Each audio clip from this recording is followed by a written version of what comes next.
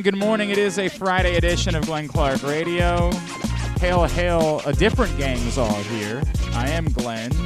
Zack Goodman's in for Griffin. Zack, can you bring the gain down on your mic? I will absolutely do that. Yeah, or we'll find out that there's something else going on, but there's definitely There's some loud audio going on over here. Something going on there that we got to get figured out at some point. Let's see if it's Stan. Let's see if we can blame him. Stan, it could be. Testing 1 2 3. We'll bring it down a little bit. 1 2 3. I don't know exactly what that is. Really you know, they're all at normal levels, so I don't know either. I don't know. I don't know. I don't hear it. All right, well, that's good news. Well, then. maybe that's it. And again, there's not much that I do here. Yeah, fair enough. Stan the Fan Charles is here, as he is every Friday. Zack Goodman from the Bataround is in for Griffin this morning. Does that mean I'm here every Friday the rest of my life? The rest of your life. Okay. No matter. And by the way, maybe after. Oh. Maybe we do the Weekend at Bernie's bit, and we'll see how that goes. Man, I don't know what that is, but it's very distracting to me. I'm not sure either. And that's new. It doesn't sound like it's like raining in the background to you, Stan. Do you hear that at all? No. I changed the levels over here and nothing changes. Still sounds the same. That's not great. We will have to look Well, into that. I'm sent a text out, and my dad said he cannot hear it. So all right, there's well, that. Then good news. I'll do my best to ignore it then. Okay. I will do my best to pretend like it's not happening. We got a busy day here on a Friday edition of the program. Coming up a little bit later on this hour, Tom Crean is going to join us, who we found out earlier in the week is at least partially... He's the man. I guess he's the reason why Todd Monken is here, as it turns out. Now, it's either Tom or his wife, Joni. Right. Of course, the former Joni Harbaugh, who is John Harbaugh's sister. Of course, Tom Crean is John Harbaugh's brother-in-law. And Tom Crean was the basketball coach at Georgia, of course, before that at Indiana and at Marquette. And Tom Crean, apparently, and Joni recommended to John Harbaugh that he talk to Todd Monken, said, hey, this is the guy. Like, this is who you should be hiring, and is at least partially responsible for why the Ravens have a new offensive coordinator. So we'll talk to Tom Crean about that. Obviously, we'll get some college basketball in with him as well. Speaking of college hoops, Maryland Northwestern coming up on Sunday. Big game in College Park. Coach Bruce Weber, former head coach at Illinois and Kansas State, now an analyst for Big Ten Network, will join us. And this morning we will preview Stevenson lacrosse. Coach Paul Cantabene will join us as well before their home opener tomorrow night. That's all on the way. Today's show is brought to you by your local Toyota dealer and buyatoyota.com. The Toyota Tacoma comes in a range of models and trim lines so you can choose the perfect Tacoma to reflect your unique personality and driving habits. Check out buyatoyota.com for deals on new Tacomas from your local Toyota dealer today. Stan the Fan. You and I have not chatted since John Angelos met with the media in Sarasota on Sunday. That is correct. A lot of interesting stuff that came out of that particular conversation. A lot of stuff that Orioles fans were about. It was kind of all over the place. Two things that stood out to me this week that I've been waiting and wanted to chat with you about the first time I got together. I read your column. The big takeaway for me was the declaration of the Next Tampa, right? Mm-hmm. And in particular, and I know it wasn't just me that wrote about this. I know I think Andy Koska from the Baltimore Sun wrote about it. From the Baltimore Banner now, Andy Koska. By the way, are we, now that the Sun sign is coming down at the ballpark, are we getting the big PressBox logo up there? We're working on it. We're working on that? All right, we got to figure out what it takes to get that deal done. Got to make sure I can get my parking first. You're going to prioritize that over the Giants. I've been talking about it with a bunch of different people this week, this idea of being the next Tampa, and only interesting because it feels different than a declaration of the next Houston, which is what we've kind of always treated the Orioles rebuild as. They literally went and got Mike Elias and Sig Mejdal to run it. We have judged everything by Houston. We talked to Ben Reiter about Astro Ball, and we were trying to figure out everything we could learn about the Houston path. And now it comes this declaration that, no, we're trying to be the next Tampa. I'd be disappointed if we weren't the next Tampa. But his very next thing he said was that we will have the ability to probably double Tampa's. He said we could. Budget. We could do that. Right. So there's a certain point that, and certainly I'm not turning this whole argument on its head. There's a certain point, and I think it will start really this year, that the fans have to play a part of this. You can't sustain budgets in the 150, 180, 200 if your fans aren't showing up at the games. So And they've got a real problem when they give away an Hawaiian shirt or a garden gnome or something like that on a Friday or Saturday or Sunday. They're doing fine, but they average about 8,000 fans a game or 9,000 fans a game Monday through Thursday, and you play over 20. You play home 13 weeks of the 26 weeks, so you play 52 of your 81 games are Monday through Thursday. They've got to do better than that. They've got to start to be back at the 2 million fan level, or 2.3, 2.4, and then I think it's going to be easier for John to allocate budgetary increases of the level that fans want. So let's do this twofold, Yeah. right? The first question would be, it's a chicken and the egg question, right? Eternally. Is it the fans' obligation to go there to get the money to be spent, or is it the team's obligation to spend the money in order to get the fans to be invested to get to the ballpark? That's a great question, and it is the chicken or the egg thing. I just think that Baltimore, when their teams fall off, they really can fall off the cliff, you know. So I think it's a moot point There was a because way I that think they Jerry Eisenberg described this once, Yeah. right? Like it's the don't piss on my leg and tell me it's raining. Like there's Right. something about we are very pragmatic as a fan base. We are less romantic. Jerry Eisenberg, I wish I could come up with a quote. He was writing about the Preakness once, and he was comparing it the way in Louisville, the Kentucky Derby is a fairy tale. In Baltimore, it's a horse race, right? Like, we are just a practical group of people. Like, we're not going to be romantic about something that we don't feel is worthy of being romantic about. And to your point, when the team goes through a losing stretch, we're not just going to show up because, well, go support the team. The team needs you. And again, the complicating factors in this is when Dan Duquette had the Orioles, and I won't say turned around, when he had them relevant, in 2014 we drew 2.4 million fans, which was a real starting point. I don't think we'll ever draw 3 million fans again in a season, but it would really be so different if you drew 2.75 and you could kind of count on that from a budgetary standpoint. And right now, the Orioles are battling back from, the pandemic, which I think we got through the pandemic, but they're also battling back the reasons that John's larger points that he's making about the stadium lease of wanting to, he has a bigger vision of the role the Orioles can play, Of course. in what our city is going to be like, and I think that's all part of it, you know. But I didn't get bogged down with the Tampa thing. I understood where you were coming from, and I appreciate that. First of all, I wouldn't mind if we were relevant every year like Tampa is. Okay. What I wrote is, I'm not making a blanket. To me, Right. it's not a good or a bad Right. thing. There are good elements to being Tampa. The obvious part being they've been in the playoffs 8 times in 15 years, right? Like, that's an obviously good thing.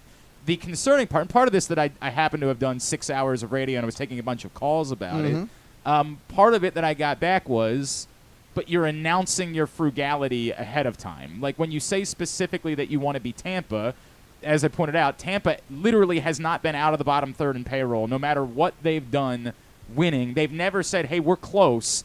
This is going to be the year that we're going to go spend a little bit more to try to get over the hump. They have always said, we are going to be at the bottom in spending money no matter what is going on with the ball club. It's part of what we do. I think taking John literally at that is a little like taking Mike Elias literally, and now the media has had to undress and show so much angst over his liftoff comment. I think John was talking about the relevance factor, not solely the budgetary factor.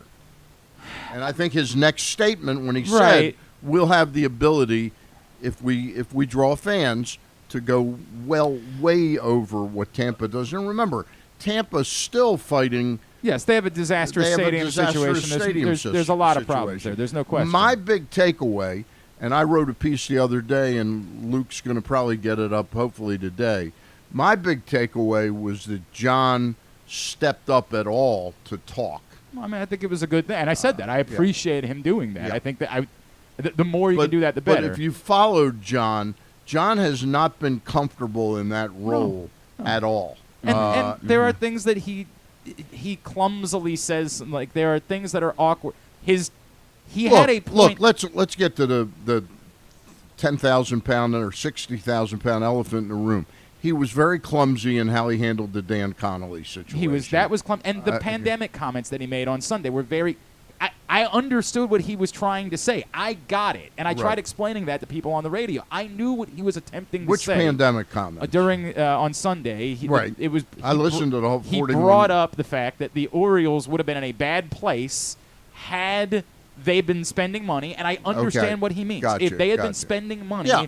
But he used, and I can't remember exactly what the phrase he is. He says we were very lucky, sort of, that we had pared down. And then when you only isolate that phrase, and that gets parsed on Twitter, people say, "What you're saying? The pandemic was." I compared it to when you will remember this, the second Obama election, the night of the election. Chris Matthews went on NBC and said, "Thank God we had that storm." And it was just so insanely insensitive. I mean, and sort of mind-numbing how stupid it was for him to say. I know the point because he was rooting for Obama. Like I understood the point that he was trying to make, which was this hurricane came through New Jersey. Barack Obama went out and he looked presidential, and he crossed the aisle and hugged Chris Christie, and everybody remembered that he looked like a president. And because that was my guy and I wanted him to win. It was good for me. I get the comparison but now. It was you can't say that. You can't say, thank God we had that storm that caused this much damage. And his comments about the pandemic were clumsy. There was a point there. I understood I really did. I got the point. If the Orioles had gone all in for 2020, it would have been disastrous. They would have had no ability to make money. They would have spent all of it. It would have been a mess had 2020 been the year that they would have gone in for. Because their payroll was so low, it didn't hurt them nearly as much that revenue streams were taken away in 2020. That point was relevant. It was just spoken. It was not worded in the correct way in order for it to come across. Go ahead, Zach. To me, it's not a problem that he's saying, we're not going to be like Houston, and we're meaning the Orioles are not going to be like Houston. But I also think by the way, it's also been pointed out to me. It's not like Houston goes out and spends crazy on free agents. Oh no. Now the difference in Houston is they have more regularly, not all of them, but they've kept their own guys. During the rebuild, the biggest contract they gave out was a 4-year, $50 million deal to Josh Reddick, and that was not a significant deal. And the Orioles haven't given out anything close to that yet. But the point is that I don't like putting labels on anything. Why, what Glenn just said, why have that preconceived notion that we're going to be this or we're going to be that? Why not just let it flow? And if a guy fits, a guy fits. You don't have to say, hey, we're going to go into this offseason and spend, $25 million. Let it see if it fits. If a guy fits, then go over your budget. But if a guy doesn't fit, then you don't have to. The fan base wants you to say that, and that's the difficult part, right? It would have been a lot easier if he had just said, we're not going to be the Mets or Dodgers or Yankees. Leave it at that. And leave it at that. I think most Orioles fans, agree with you. It's easier to say we're not going to be than we are. Right. Most Orioles fans have accepted that part of it. I don't think there's a practical Orioles fan that is going to believe that the Orioles payroll will ever rise to the level of the Yankees, the Mets, the Dodgers, or at this point, he referenced the Padres. that one brief moment that, and I'm not sure if he referenced it this past Sunday or sometime earlier. He referenced the fact for one brief moment we had the number one payroll in baseball. That was when a the thing. Albert Bell Correct. signing. But I think Orioles fans have accepted it's not going to be that again. I think, again, the comparison to Tampa, your point, Stan, I don't think is irrelevant at all. I think there is something to be said for in the same way that Mike Elias was kind of flippant, that if you take this too literally, there can be a problem. But I think in baseball circles, there is a belief that owners want to be the Tampa Bay Rays, specifically because they want to be the team that can prove we can win despite spending very little money. It was something that I talked about. David Sampson was on with us the other day, the former Marlins team president, who's now very active in media, and he said, he was "Look, the Marlins, right? Right, team president. And he said this is something that everybody in baseball is talking about. We want to prove how much smarter we are than everybody by being the team that proves we can win by spending the least. Yeah. Right. And that would be the only problem to me about this, is that purposefully saying we're always going to be frugal because we think we can do it. We think we can create, with Mike Elias, a system that regularly has talent on the field despite the fact that we're not spending money. that would be a problem to me at some point. That's when we get back to the chicken or the egg, and Yeah. I do believe the fans will show up this year, and it will start to be a trend where they consistently know that we can be a 2 million fan, 2 million plus fan base, and I think the other stuff will kind of take care of itself.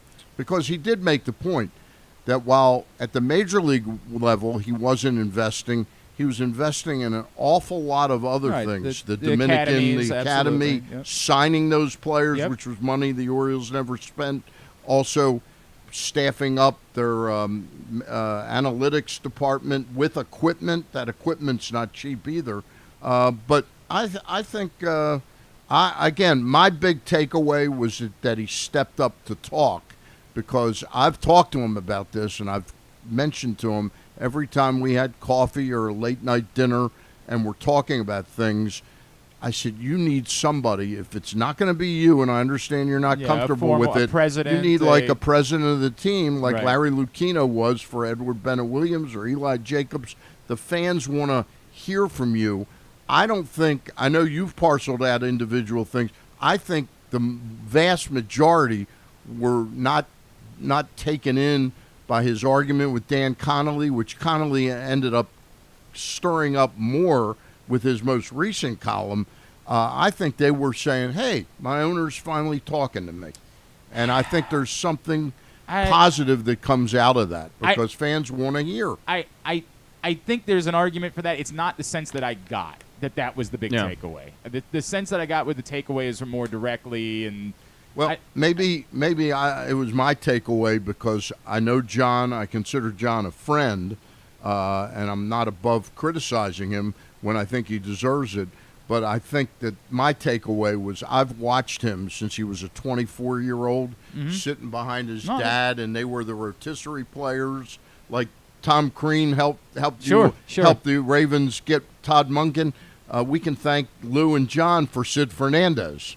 Because, they were playing fantasy baseball. And they said, Dad, you got to get this guy. Yeah, okay? gotta get that guy. They were 24, and they were awkward when they did get up to talk. They didn't know how to refer to the dad. John, I thought, was comfortable in the environment. I thought he came across very positively. The other two big takeaways. Stan the Fan is in studio with us. Zack Goodman's in for Griffin here on Glenn Clark Radio on a Friday edition. To me, the other two big takeaways, and one of them I don't know what to make of, which is if the Orioles are going to be sold, I don't think that John Angelos is going to come out on Sunday and say, yes, we're trying to sell the team, right?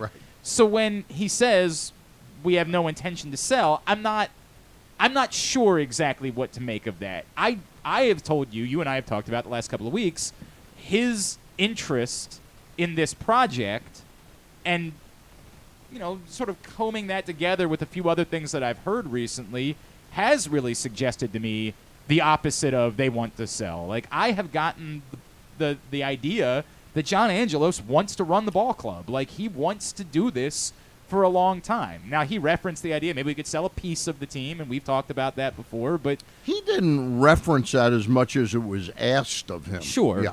But he didn't. He didn't say.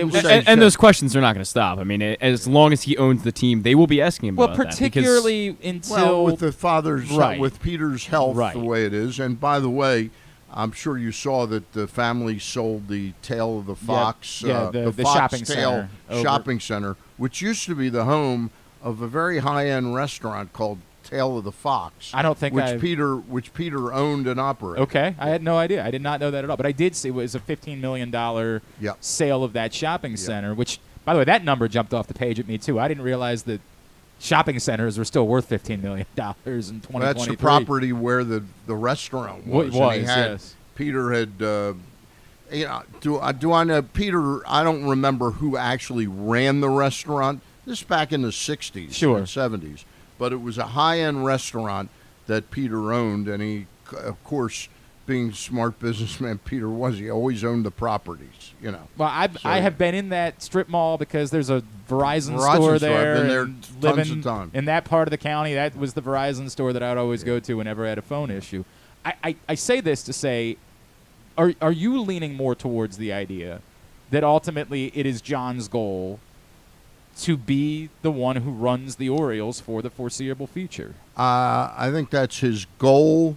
The realities of what goes on, I just don't know the way the estate is set up. Sure. And how well armed they are, whether Peter really protected them in some ways, shape, or form from the estate taxes. I know during the Trump administration, the wealthy got some type of change in the estate taxes. I don't know its implication on the sale of, or on whether or not their tax implications are so heavy that they'd have to sell the team or not.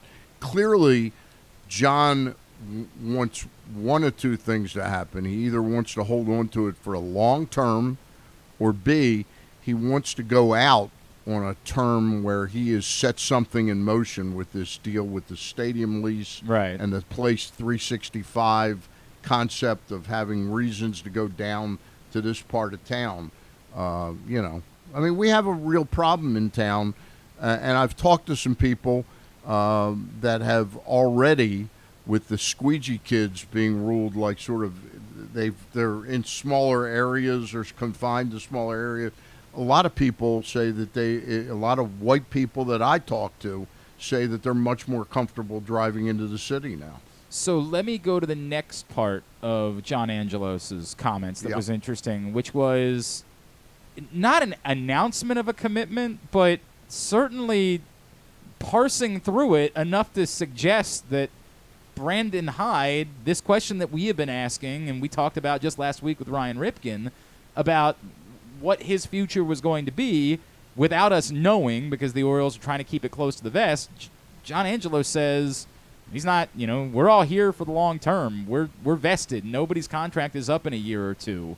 If that's the case, that's about as close to a long-term commitment as you can get for someone. Did you come out of what John Angelos said thinking the Orioles have decided that they are not, evaluating any further and considering bringing in a Joe Madden-like replacement, that they are committed to Brandon Hyde being the guy? I think if we're parsing words about the Tampa comparison, I would say that Mike Elias probably grimaced at those comments, not about himself, but that Brandon is here long term. I think Brandon will most certainly be here for the next year to year and a half. Mm-hmm. I think if the team takes a little bit of an upward tick this year, we're competitive, he's liable to be in a much better situation going into 24. But if somehow the team, I'm not saying a total tank, but they go backwards by 7 or 8 games this year, I don't know that he's going to be incredibly comfortable for the long haul. I think this next season is vitally important for Brandon to keep things going. A manager's salary is not one of the things they're going to worry about, that they have him for 3 years if they determine, or Mike Elias determines, we got to cut loose with this guy. Halfway through next year. Yeah. And by the way, in that scenario, if we're talking about him really, if his contract has him, for example, under contract through 2025, right? But you get the midway through 2024, and you're talking about $3 million, total. Like he's probably making $1.5 million now. I'm correct. guessing. So that's more what you're reading it to, is like they're committed, but they're committed for now. Yeah, I think it almost sounds better to say that everybody here is a long-termer. Yes, it would be very awkward if he said, well, Mike's my long-termer. We're not so sure of Brandon. Yeah. I mean, at the end of the day, he's saying what he has to say, and I think he's done that every time he's been up there talking. He said what he has to say to make everyone happy, and it doesn't always make everyone happy every time. But you're not going to say, hey, we're committed to Brandon Hyde for 2 years, but we'll see. Yeah, we'll reevaluate after that. It just makes it seamless. I think if he said that, undoubtedly, it's every column that we write this year is, well, the Orioles are evaluating Brandon Hyde, and I don't know about that decision to pull. It takes that off the table. Correct. There is no an unnecessary conjecture anyway. There is no doubt they're still evaluating Brandon Hyde. I mean, he had a. I do think that I agree that we all believe that Mike Elias is definitely here for the long term. Yes. And Brandon Hyde still has to earn that. Well, I think Mike Elias has frankly proved a lot more. I mean, Mike Elias has proved his ability to build a farm system, which is what he was frankly brought in to do. And now, obviously, there has to be that transition to a winning ball club. Right. But you've seen so far those two be able to do that. I want to point out one thing. It's vastly different for an owner like John is now to say everybody here is a long-termer. When he's the owner, he knows he ain't going anywhere. I wouldn't read into it that Mike Elias has a 5-6 year, contract. I think they're here. And as long as things are going well, they're going to be here. Yes, and I think that's a fair thing to say. And that was sort of what I parsed from it was more.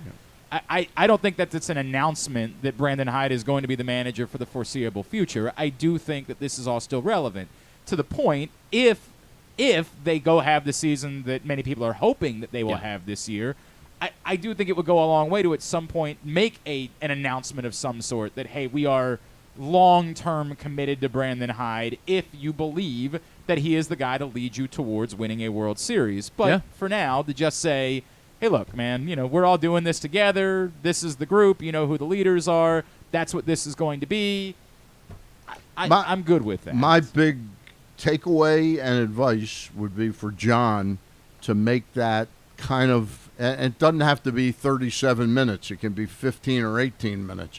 But I think 3 times during the baseball season, I agree, and once or twice during the off season, it's not too much to ask of your owner to spend 20 minutes with the media. Does it bother you that they're still not putting the spring training games on TV? Does that? Not really.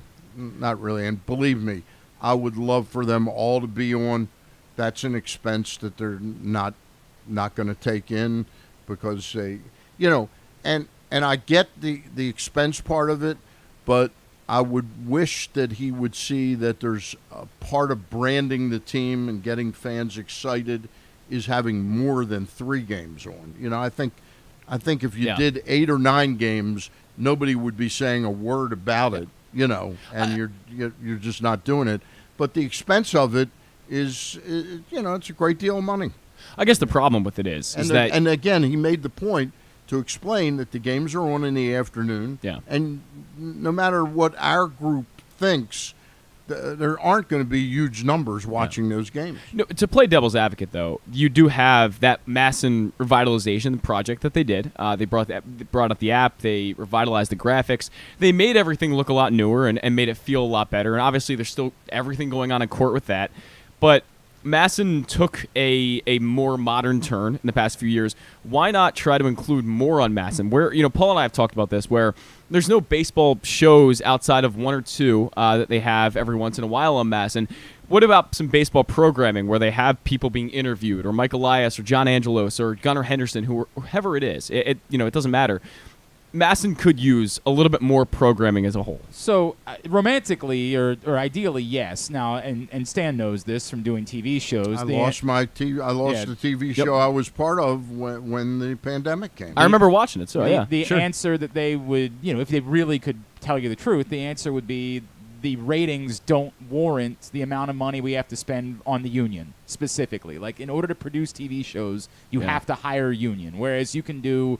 And they do this. You can do web shows. You can do what we do here, and you don't have to pay union because it's not on television, right? Because which is, I'm assuming, what they do with Paul Mancano. That's the all access or whatever that is. They can do it on the web because they don't have to pay union fees in order to produce it. Whereas if you do something for television, you have to pay union fees. It's the reality of it, and it's not union busting. It's let me look at this and say, can I practically afford to do something? I to some extent, and to say I agree, I do think, to your point, Stan, just putting more on would go a long way. It would go a long way to pacifying a fan base. If there were 8 or 9 instead of 3, to say nobody would be saying boo. Right. There would always be someone who says there's no reason why all the games can't be. That person will always exist. Right. But the broader complaint about the Orioles in spring training would probably go away if you just put more on, because to your point, very few people will be able to watch all of the spring training games, even the most ardent fans. Right. But they could tape them. They could do that. That is fair. They could tape them and watch them at night. But very few. The argument that would be made was I thought they did the right thing a couple years ago when they had Molesky traveling around and at least providing some broadcast of every game to make sure there was something. I do think that's something that you could do cheaply on the web, even with video. I know that because, I do that at schools in the area, right? Like, you don't have to spend exorbitant TV dollars to at least provide some sort of broadcast to acknowledge, look, this is not a Masson broadcast that we're giving you, but we're going to provide you the ability to at least have a camera or two up. And if you want to flip onto Orioles.com during the course of a spring training game, you can do that. I understand that we don't want our brand to look like that. We don't want people to associate with us with something that's low rent.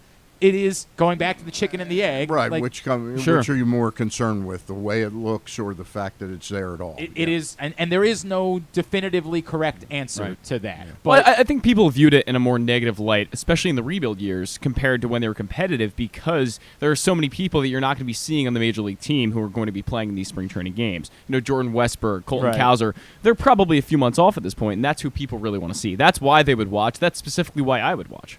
Right. Look, man, I'm the wrong guy for the argument because you're not going to get me juiced about spring training games. I will never. Once upon a time, when I was a younger man, when I wore a younger man's clothes, I would have been glued. Now, I'm 40 and I got too much work to do. You look foolish because you're still wearing a younger man's clothes. I am still wearing a younger man's clothes. That is true. That is not. You're not wrong about that, Stan.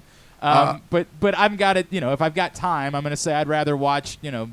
I'm doing a rewatch of The Sopranos right now. I'd just rather watch The Sopranos at the moment than I would watch a spring training baseball game. A fascinating story that's brewing now in baseball is this the Diamond Baseball Group under Sinclair's baseball division they're going bankrupt. Absolutely. Yeah. And isn't it interesting that the reason they're going bankrupt is because when Sinclair bought those properties from Fox, they did not quite. I talked to somebody, a former executive in Sinclair.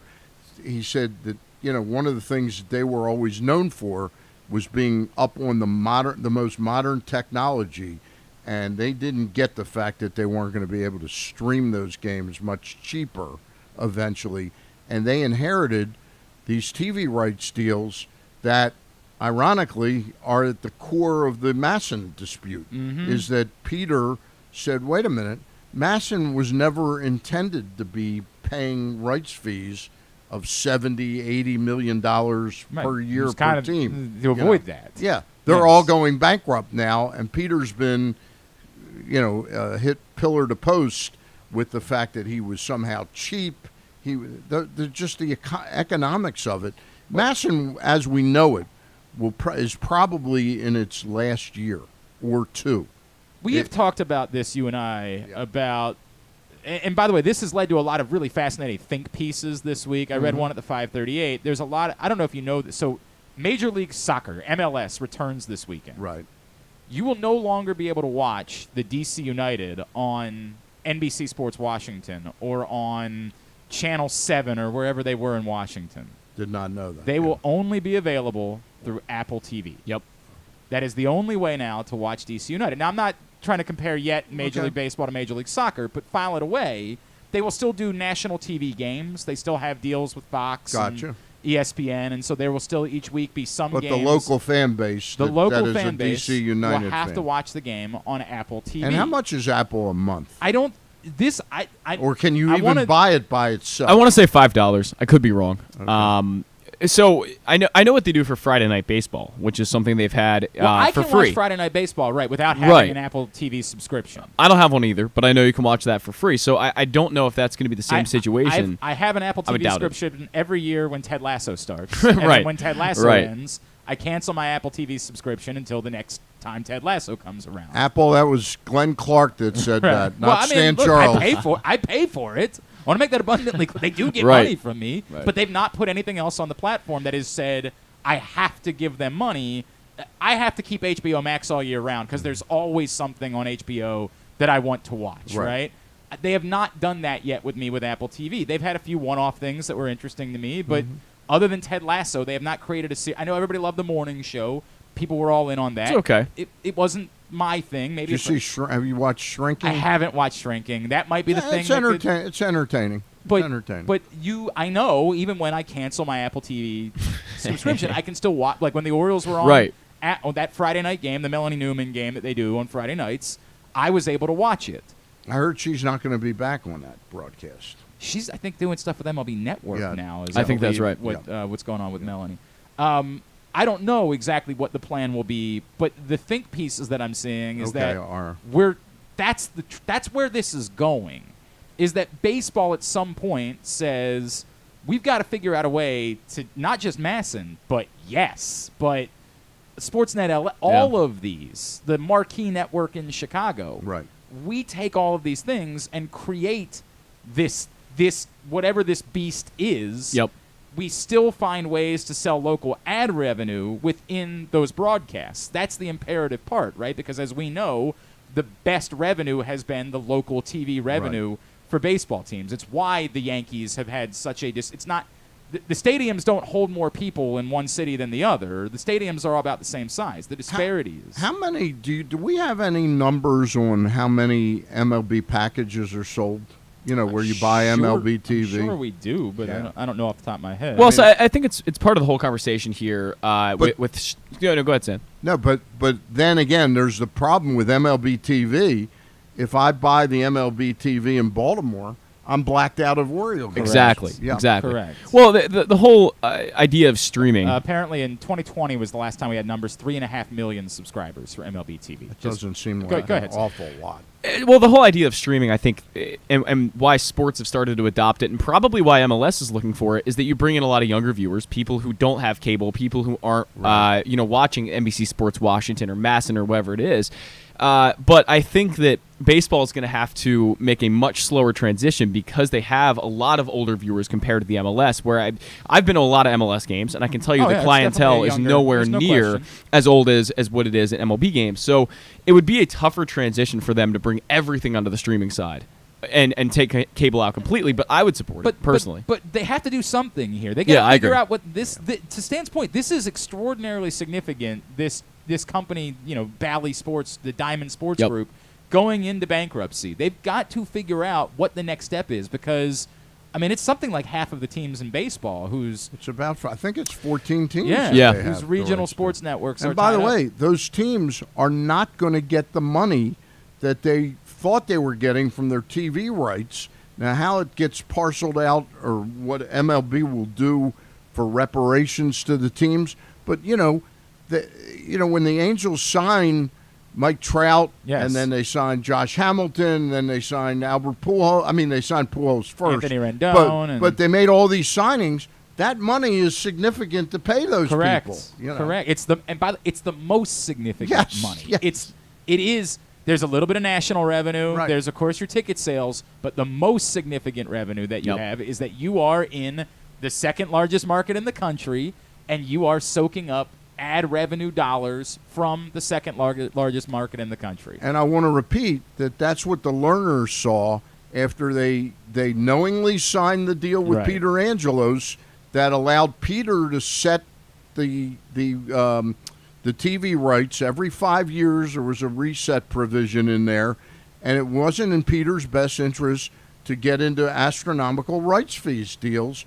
And, again, remember and John reminded us this Sunday, the purpose of Masson was to benefit the Orioles, economically, create some kind of economic engine that would provide them what they would lose by allowing another team in their market. And by the way, the Orioles never really got the chance to allow another team in their market. Right, they were just they told, weren't even they weren't even negotiated with until the Nationals existed, which was really an idiotic way for Bud Selig to have handled that. No, you think Bud Selig did something idiotic? I like Bud. I like Bud, but that was that. You don't do that. Refuse to believe it. Well, but he handled the steroid era so well, and he handled also that All-Star game but thing. He's a nice gentleman.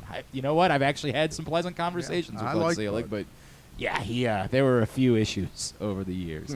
Hey, the print issue of PressBox is available right now at your neighborhood Royal Farms, any of the hundreds of locations around town where you find PressBox. That's Gunnar Henderson on the cover. Luke Jackson dove into the #1 prospect in all of baseball for now, the favorite to win Rookie of the Year in the American League, and his meteoric rise to that point. Someone who wasn't a top 10 pick, wasn't thought of as being a surefire guy that has exploded into being considered that surefire guy this season. Where's Gunnar Henderson going to play this season, by the way? You mean what position? Yeah. I think he will start out at third base, and I think they will sort of judge. First of all, Orioles is going to have to play sometimes. So first thing I see is Henderson playing at least 25 or 30 games at short to get a better offensive lineup in there when you have Urias at third and Mateo on the bench. But if Mateo is having an exciting and evocative season, I think that Gunner's going to play third base now. Can't throw over. You want Jorge Mateo on base. You want him on base, but he's if not he's not getting on base. I do get that. I do understand that. Go pick up that print issue of PressBox right now. When we come back in, Tom Crean, brother-in-law of one John Harbaugh, and a man who apparently is at least somewhat responsible for the new Ravens offensive coordinator. We'll talk to him next. It's Glenn Clark Radio. Gambling can be a fun and entertaining experience, but there are risks involved. If you're planning on betting on the game at the casino or on your phone or computer, know your limit, stay within it. Set a budget and a time to stop. Remember, gambling isn't a financial solution, and it doesn't mix well with alcohol or drugs. Know the risks and have a plan before you begin gambling.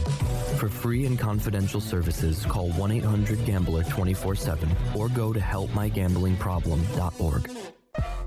Baseball season is finally here, and what better way to celebrate than with some fresh gear from Birdland Sports. As a small business run by O's fans, Birdland Sports offers a great selection of unofficial merchandise, including unique designs like Birds Are Coming tees, player cartoon shirts, and championship prediction designs. And the best part, their prices are more affordable than the big guys. Get high-quality gear without breaking the bank. So whether you're heading to the ballpark or watching from home, show your love for the birds with Birdland Sports. Visit birdlandsports.com today to browse their collection and gear up for the season. Let's go O's. Whether your focus is luxury and comfort, convenience and technologically advanced connectivity, or sporty performance and aggressive styling, we've got the perfect Highlander for you. Check out buyatoyota.com for deals on new Highlanders from your local Toyota dealer today. There's something for everyone this February at Laurel Park. Come watch live horse racing every Friday through Sunday and join us on Saturday, February 18th for the Winter Stakes Spectacular, featuring 6 stakes races and $900,000 in purses, including the General George and Barbara Fritchie Stakes. The fun doesn't stop there. Stick around for our winter Mardi Gras celebration with live music, delicious food and drinks, and a carnival atmosphere. Plus, don't miss out on President's Day holiday racing on Monday, February 20th. Visit laurelpark.com for more info. That's laurelpark.com for more. See you at the track. Another Orioles season is in the books, and the Bataround was there every step of the way as the Birds posted their first winning season in 6 years. And after promoting 2 #1 overall prospects in Adley Rutschman and Gunnar Henderson, Mike Elias has said it's liftoff from here. Hi, I'm Paul Valley, and along with my co-host Zack Goodman, we'll be here every Saturday from 10 a.m. to noon all off season, discussing every signing, trade, and waiver claim as we navigate the cold winter months that lead to spring training. You can watch us at youtube.com/PressBoxOnline and Facebook.com/PressBoxSports, or listen live at PressBoxOnline.com/radio. And if you miss a show, you can find us anywhere you get your podcasts. So tune into the Bataround with Paul Valley and Zack Goodman every Saturday from 10 a.m. to noon right here at PressBox Sports. Stan the Fan here, welcoming back one of my favorite sponsors, the Costas Inn. And everybody around Baltimore knows the Costas Inn is a great place to go and grab crabs, steaks, salads, soups, whatever's on your mind to eat in person. But did you know that the Costas Inn has upped their game? They are now one of the premier takeout places in Baltimore. Give them a call now to order your food, 410-477-1975. That's the Costas Inn over 4100 North Point Boulevard. If you need more of Glenn, you can also hear him every Sunday with Rita on 105.7 The Fan. But also, if you need more of Glenn, what's wrong with you? All right, back in here on GCR. It is not as bad in these headphones, Stan, but it's also you have your headphones at a lower level. Do you hear it in there? I'm hearing it a little bit over there. Yeah, you're hearing it over there. I don't know what it is, but we will have to figure that out. We may have to bring Mr. Colson in to try and He is our out. engineer on top of everything else here at PressBox. There's no doubt about that. Stan, on your show this week. Monday night, Rick Dempsey. This coming Monday night. This coming Monday this night. past Rick Monday Dempsey. night, you guys had Ben McDonald, of course. Ben McDonald. If was everybody on. missed that, and great. last night, Anthony Adams, the very interesting new head coach of the UMBC Retrievers soccer, been in the background for 26 years with Pete Caringi. And he takes over this coming was his season. top lieutenant, was and his thought within the Baltimore soccer community, Anthony Adams is a very important person. Yeah. He is a very well respected man, and so there was kind of no debate about who was going to be the guy there. Right. So that was last night. If you missed either of those shows, go to facebook.com/PressBoxSports, click on the videos tab, or go to youtube.com/PressBoxOnline, PressBoxOnline.com/video, and then as you mentioned, coming this Monday, Rick Dempsey, Thursday, Pete Shinnick, the new Towson football coach, and the following Thursday, Ed Hale will join us okay. of the Baltimore Blast. Bummer for Towson basketball last night as they were up 10 in the second half on the road at College of Charleston, and then the Nick Timberlake show was spectacular. It was over 30 points, and then Charleston said, well, we're not going to let that happen anymore, and unfortunately no one else stepped up and was able to get the job done, so Towson lost on the road at Charleston last night. I saw a terrific game the other night. Gary Stein told me it was going to be a great game, and midway through the second half, or about 5-6 minutes in, so UMass Lowell, UMass Lowell was game. up 24, but UMBC cut it to 3. Yeah. It was really an exciting game, and the fans were really – it's a nice turnout there. Gary tells me it wasn't as big as most other crowds, but they had 2,300 people there probably. Nice crowd, absolutely. All right, we had to do this a little bit earlier, and by we I mean I. This isn't one of those ones like Mike Tirico where Tom Crean said he wouldn't talk to Stan the Fan. It was just a scheduling issue that didn't allow Stan to be a part of it, but had the opportunity to catch up with Tom Crean to talk about how he is responsible for the new Ravens offensive coordinator. Oh, hang on a second, yeah. I'm anxious to listen. Yeah, we will listen to it right now here on GCR. Well, it's a pleasure now to be joined here on GCR by a man who has been a very successful coach throughout his basketball career, now working as an analyst with the ESPN. And we didn't do the math. It's silly on our part. We know his brother-in-law quite well, and we never even thought about the connection that he might have had with Todd Monken earlier on this week. John Harbaugh told us all about it. Joining us now, the former head coach at Georgia, as well as Indiana, Marquette, etc. He is Tom Crean, and he is with us on GCR. Coach, it's Glenn in Baltimore. It's great to chat with you. Thank you for taking the time for us. Sure, happy to do it. Great to be with you. It's great to hear from you. Can you just take me through your relationship with Todd Monken and his family and how all that came about over the last couple of years? I know that, when you're working at the same place, you run into people, but the way that John described it the other day, it sounded like you all were pretty close. Well, it all started because of John's sister and my wife, Joni, became good friends with Terry Monken. They had something in common as both being new people to Georgia. We'd been there for a year. But they built up a friendship along with one of my coach's wives, Kim McLean, and so they spent a lot of time together. And that's basically how I got to know Todd. I knew of Todd as a coach. I'd followed his career, but I didn't really get to know Todd outside of sports until got to know him on the level as a couple. And I think that was pretty cool because once you get around Todd, you just see the passion, you see the fire. I mean, you definitely can see it when you watch his offense. Sure. But when you get around him, you just really see it. But it was really, the other person that probably deserves an assist is Joni and John's dad, Jack, is a big fan of his and has spent a little time, obviously, with them playing against Jim the year and watching him this year. I think Jack was astounded by how good his offensive acumen was and what he was doing with the team. So really it was just a matter of I couldn't tell John nor really could Joni tell John all the intricacies of his offense, but could tell him what kind of person he is, what we saw. I mean, I still, to this day, I'm not sure I'll ever see maybe a better what he did. It's hard to even describe it. What he did with Stetson Bennett is absolutely incredible. And to go from a guy that was a walk-on fourth-string quarterback to be a two-time national champion and be the leader of his offense, and obviously that says a lot about what Stetson's drive is, but it also says a lot about what Todd's ability to make them better. But I think the biggest thing about Todd is not only the fire and the passion and the directness that he has, but it's the versatility, it's the flexibility of that offense. And he took great players and he took good players.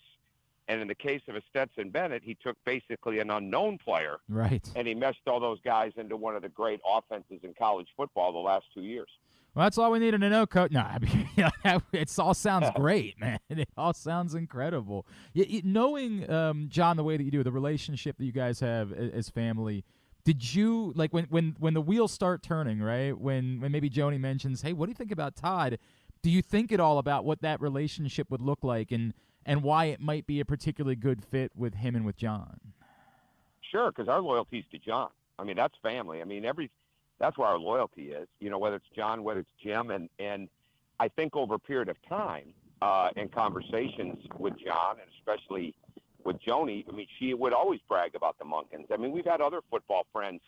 Willie Taggart is like a Harbaugh. I mean, he's as much a Harbaugh as anybody else because of his background with Joni's dad and with Jim recruiting him and all those type of things. And so, there's certain things that just outweigh it. So you're never going to tell somebody in your family.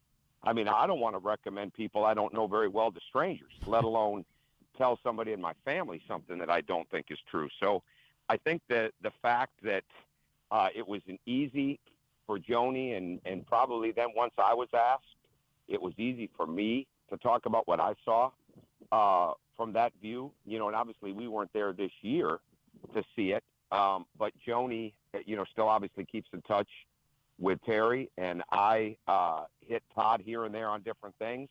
But, I mean, all you got to do is watch it on the screen to see how it works. What I think it brings John is I think it just brings another dose of energy into that organization.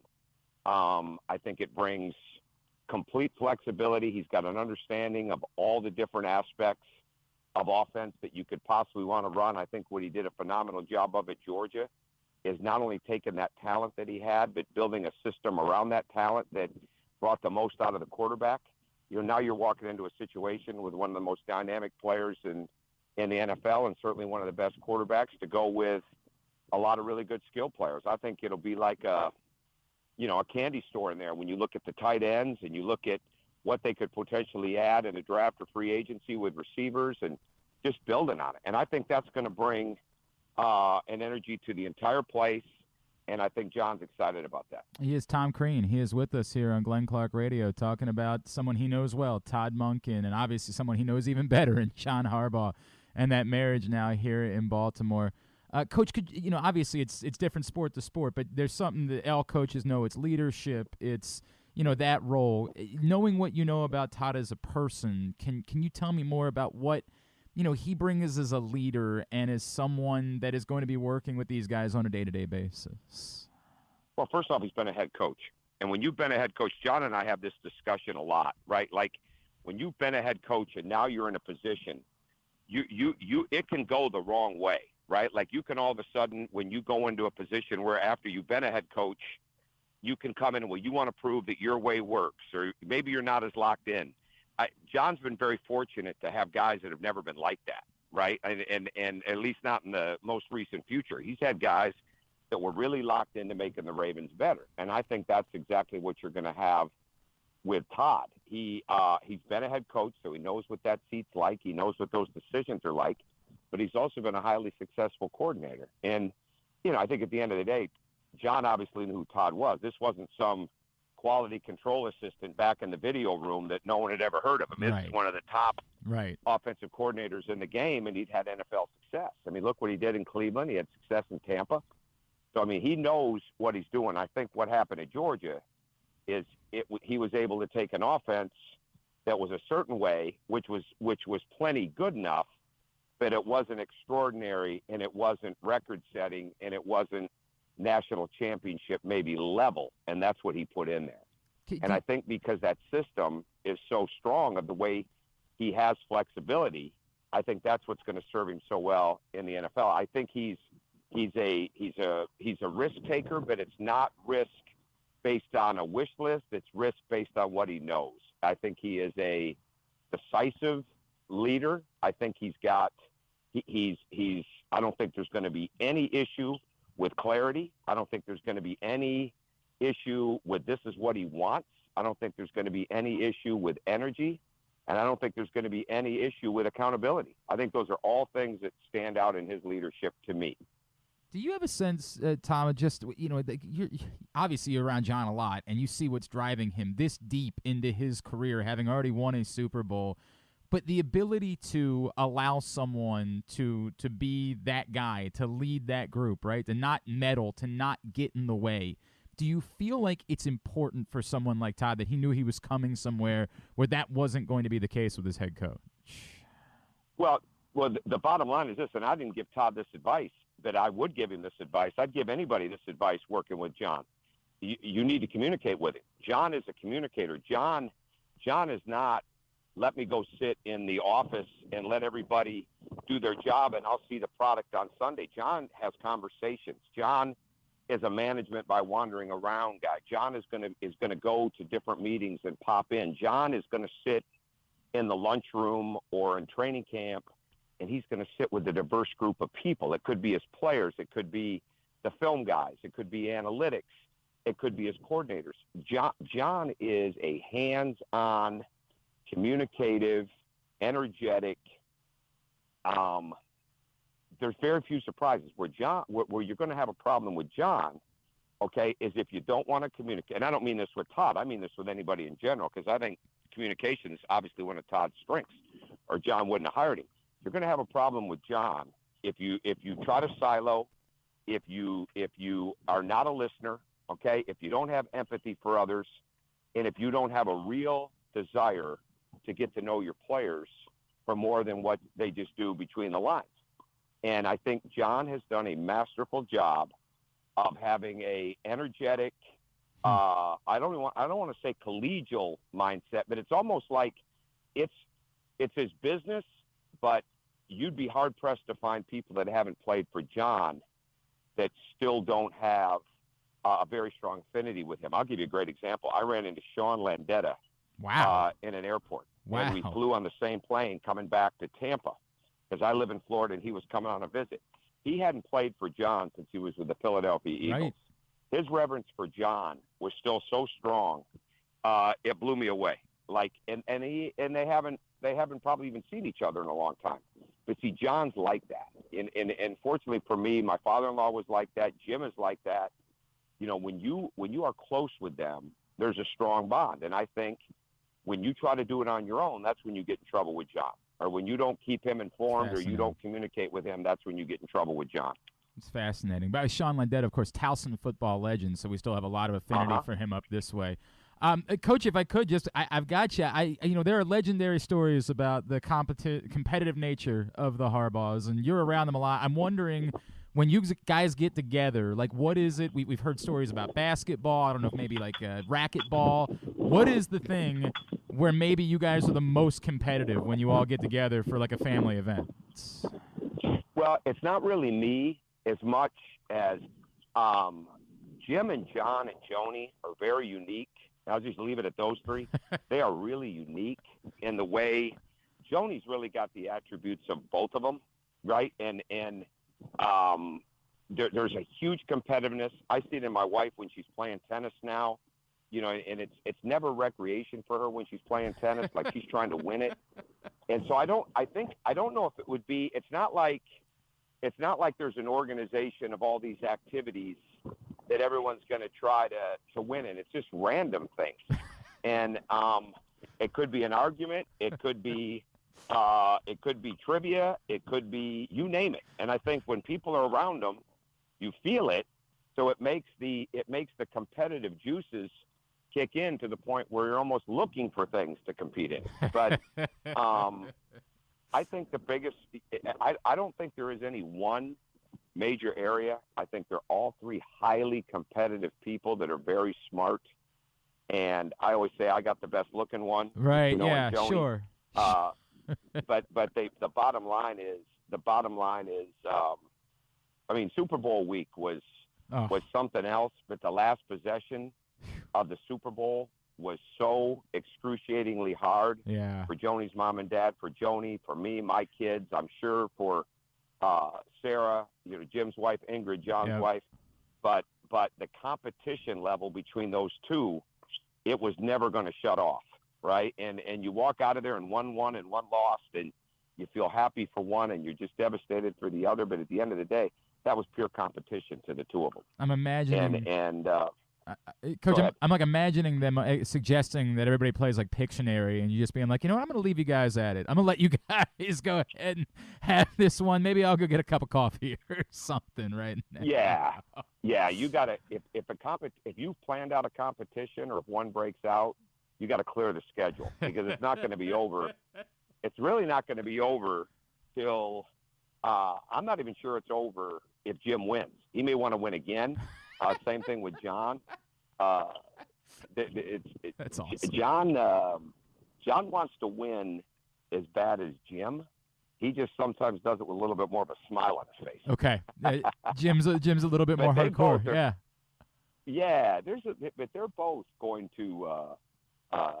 They're both like that. I mean, it's just beautiful in the family. That's awesome. And I see it in our own children, and I'm sure they see it in their own children. I mean, Allison Harbaugh is the same way, playing lacrosse at Notre Dame. I mean, I've seen her compete, watching her. I mean, it's the same thing. So it's a blessing, really, truly, to be in that family and to have 3 children in that family that get to be a part of that, to go along with everybody else. That's so cool. Coach, before I let you go, if I could, just to, we're really excited about what Kevin Willard has done up here at Maryland. I wonder you're doing studio work and games for ESPN. I get they're probably not going to be like a Final Four team or something like that, but how excited should we be about the foundation that someone has been able to lay without much in the way of recruiting in this first year, with a very thin roster, not a very good three-point shooting team, and yet here they are, jockeying and battling for maybe as high as the 3 or the 2 seed in the Big Ten tournament. Well, here's my history with Kevin Willard. I've known him since he was in the 9th grade. I worked for his father, Ralph Willard, at Western Kentucky. Oh, that's right. I went to work for him in 1990. So not only did I know Kevin growing up, but I also got a chance to coach him one year. So I guess I've known him since he's probably 15. And so my background with Kevin is one of it's almost like family. And I love Kevin Willard. I love the family. And I follow him closely. And I thought he was just an absolute great fit. I mean, I had a lot of competition against Mark Turgeon when I was at Indiana and he was at Maryland. And so you go into Maryland and you just realize it's one of the great home court advantages in college basketball that not everybody understands how great it is. And it's very, very hard to win in there. And they have a tremendous student section when people come in there. The fans are on you. They're tough. They're well educated on basketball. There's no doubt about that, and they're into it, right? So it was a great fit for him. What he did is he's developed the players that are there. They went in and got Jameer Young, who I think is the key to their team, because when he plays well and when he's at a different level, and he's playing at all 3 levels, meaning he's making threes, he's getting in the paint, making passes, and he can make his layups. He makes everybody better. And what I think you've seen now is they had the home success, they had some road struggles, but now they've grown out of that. And so I don't think there's any question that I'm not even sure where they're ranked right now, but if there are 14 teams in the country better than them, I don't know. Wow. I don't think there are. Wow. Right? I mean, I just think they're right in that ballpark. Wow. And, they're that good. And I think he's going to build it because he can recruit, he can coach. And what Kevin has got that he gets from his father, and that I think he gets from being with Rick Pitino all those years, he's got a style of play that he has a conviction in, but he's also got a level of intelligence and awareness and flexibility to figure out a way to beat you on that given night. And I think that's there's so many coaches that they put their system ahead of everything else, and they're successful. You've got guys in the Hall of Fame that have done that. Sure. Those guys usually had a lot of talent too. But the bottom line is when you have not only a system, but when you have a flexibility and a cerebral type of spacing and awareness of the game that your players can adjust to based on who they're playing, then I think that gives you another edge. And I think Kevin Willard has that. I know I said I'm letting you go, but you're so excited. Do you believe he can make this a championship caliber program again in the coming 5 or so years? Oh, absolutely. Yeah. Absolutely. What Gary Williams did, when Gary Williams was in the finals and then when he won the next year, he had something that most other people didn't have. You know, obviously the guards got a lot of attention, but I say this all the time. It's one of the three biggest separators on who's going to win and who's not. He had 4 big guys, right? Like he had 4 bigs that you could go through. Like there were always things that Gary Williams had at Maryland that made him unique. Well, what he had was an incredible environment that people that cared about basketball, and that helped too. Right? Well, what that is there at Maryland. I've been in there when it's standing room only. I've been in there when it's so loud you can't hear yourself thinking it's coming down to the last possession. And I thought Mark did a really good job there. What Kevin has got is all those attributes. He's got an energy with it. He's got a desire to win. He's got a background in winning. He's come up. There's never been, you know, Kevin Willard is not one of those guys that was ever handed anything. You know, and he played at Western Kentucky. He played at Pitt when we were there. He worked his way up, starting out as an intern, basically, with Rick Pitino with the Boston Celtics, to working his way up to being a right-hand man for him. He started at Iona. I mean, you name it. He's come up that way. So when you've got that kind of blue-collar work ethic, that when you've got conviction of what you believe in, you can do anything you want. And Maryland is a place – Maryland is one of the I would say it's even better than one of the top 10 jobs in the country. I'd put it in the top 7 or 8 with any job in the country. And I think because of those things that I just mentioned, now you have a coach in there that has that flexibility again to do those type of things. I mean, Mark had some great teams and came really close. What they've got to do, though, what the bottom line is, they've got to support him through this. Hopefully the NIL is where it's got to be. Sure. You know, he can recruit the area. Yep. The area is so strong. But at the same time, you know, he can go a lot of different places, and that league is really hard. It is really hard to win in that league. And I think if people are patient with him as he builds it, I think he'll be fantastic. It would not shock me. It wouldn't shock me one iota if he's in the second weekend. I don't want to put it on him that he could be a Final Four team, but this year is so wide open. There's 15 to 20 teams that could be in the mix this year. I mean, if you said, hey, I'll take 4 teams and you can have the field, you could take any 4 teams you want and I'd take the field. I get it. Right? I think it's that wide open. Yep. And why not Maryland? I don't think there's any question he can do that. Coach, you're about to be the most popular man in Baltimore with everything you just told us about Todd Monken and Kevin Willard. You're about to be the most loved man. That's all truthful. I really appreciate this. This is a wonderful conversation, Coach. Thank you for. Is there anything I can plug for you got coming up? No, I'm fine. I'm enjoying what I'm doing and living in Florida and study a lot of basketball and I'm in the studio all weekend and then I've got a game and then I've been in the studio in championship week. No, I'm fine. Awesome. And taking it in and enjoying what I'm doing and as long as my energy comes from learning, and as long as I'm learning things every day, I'm good. So that's where I'm sitting right now.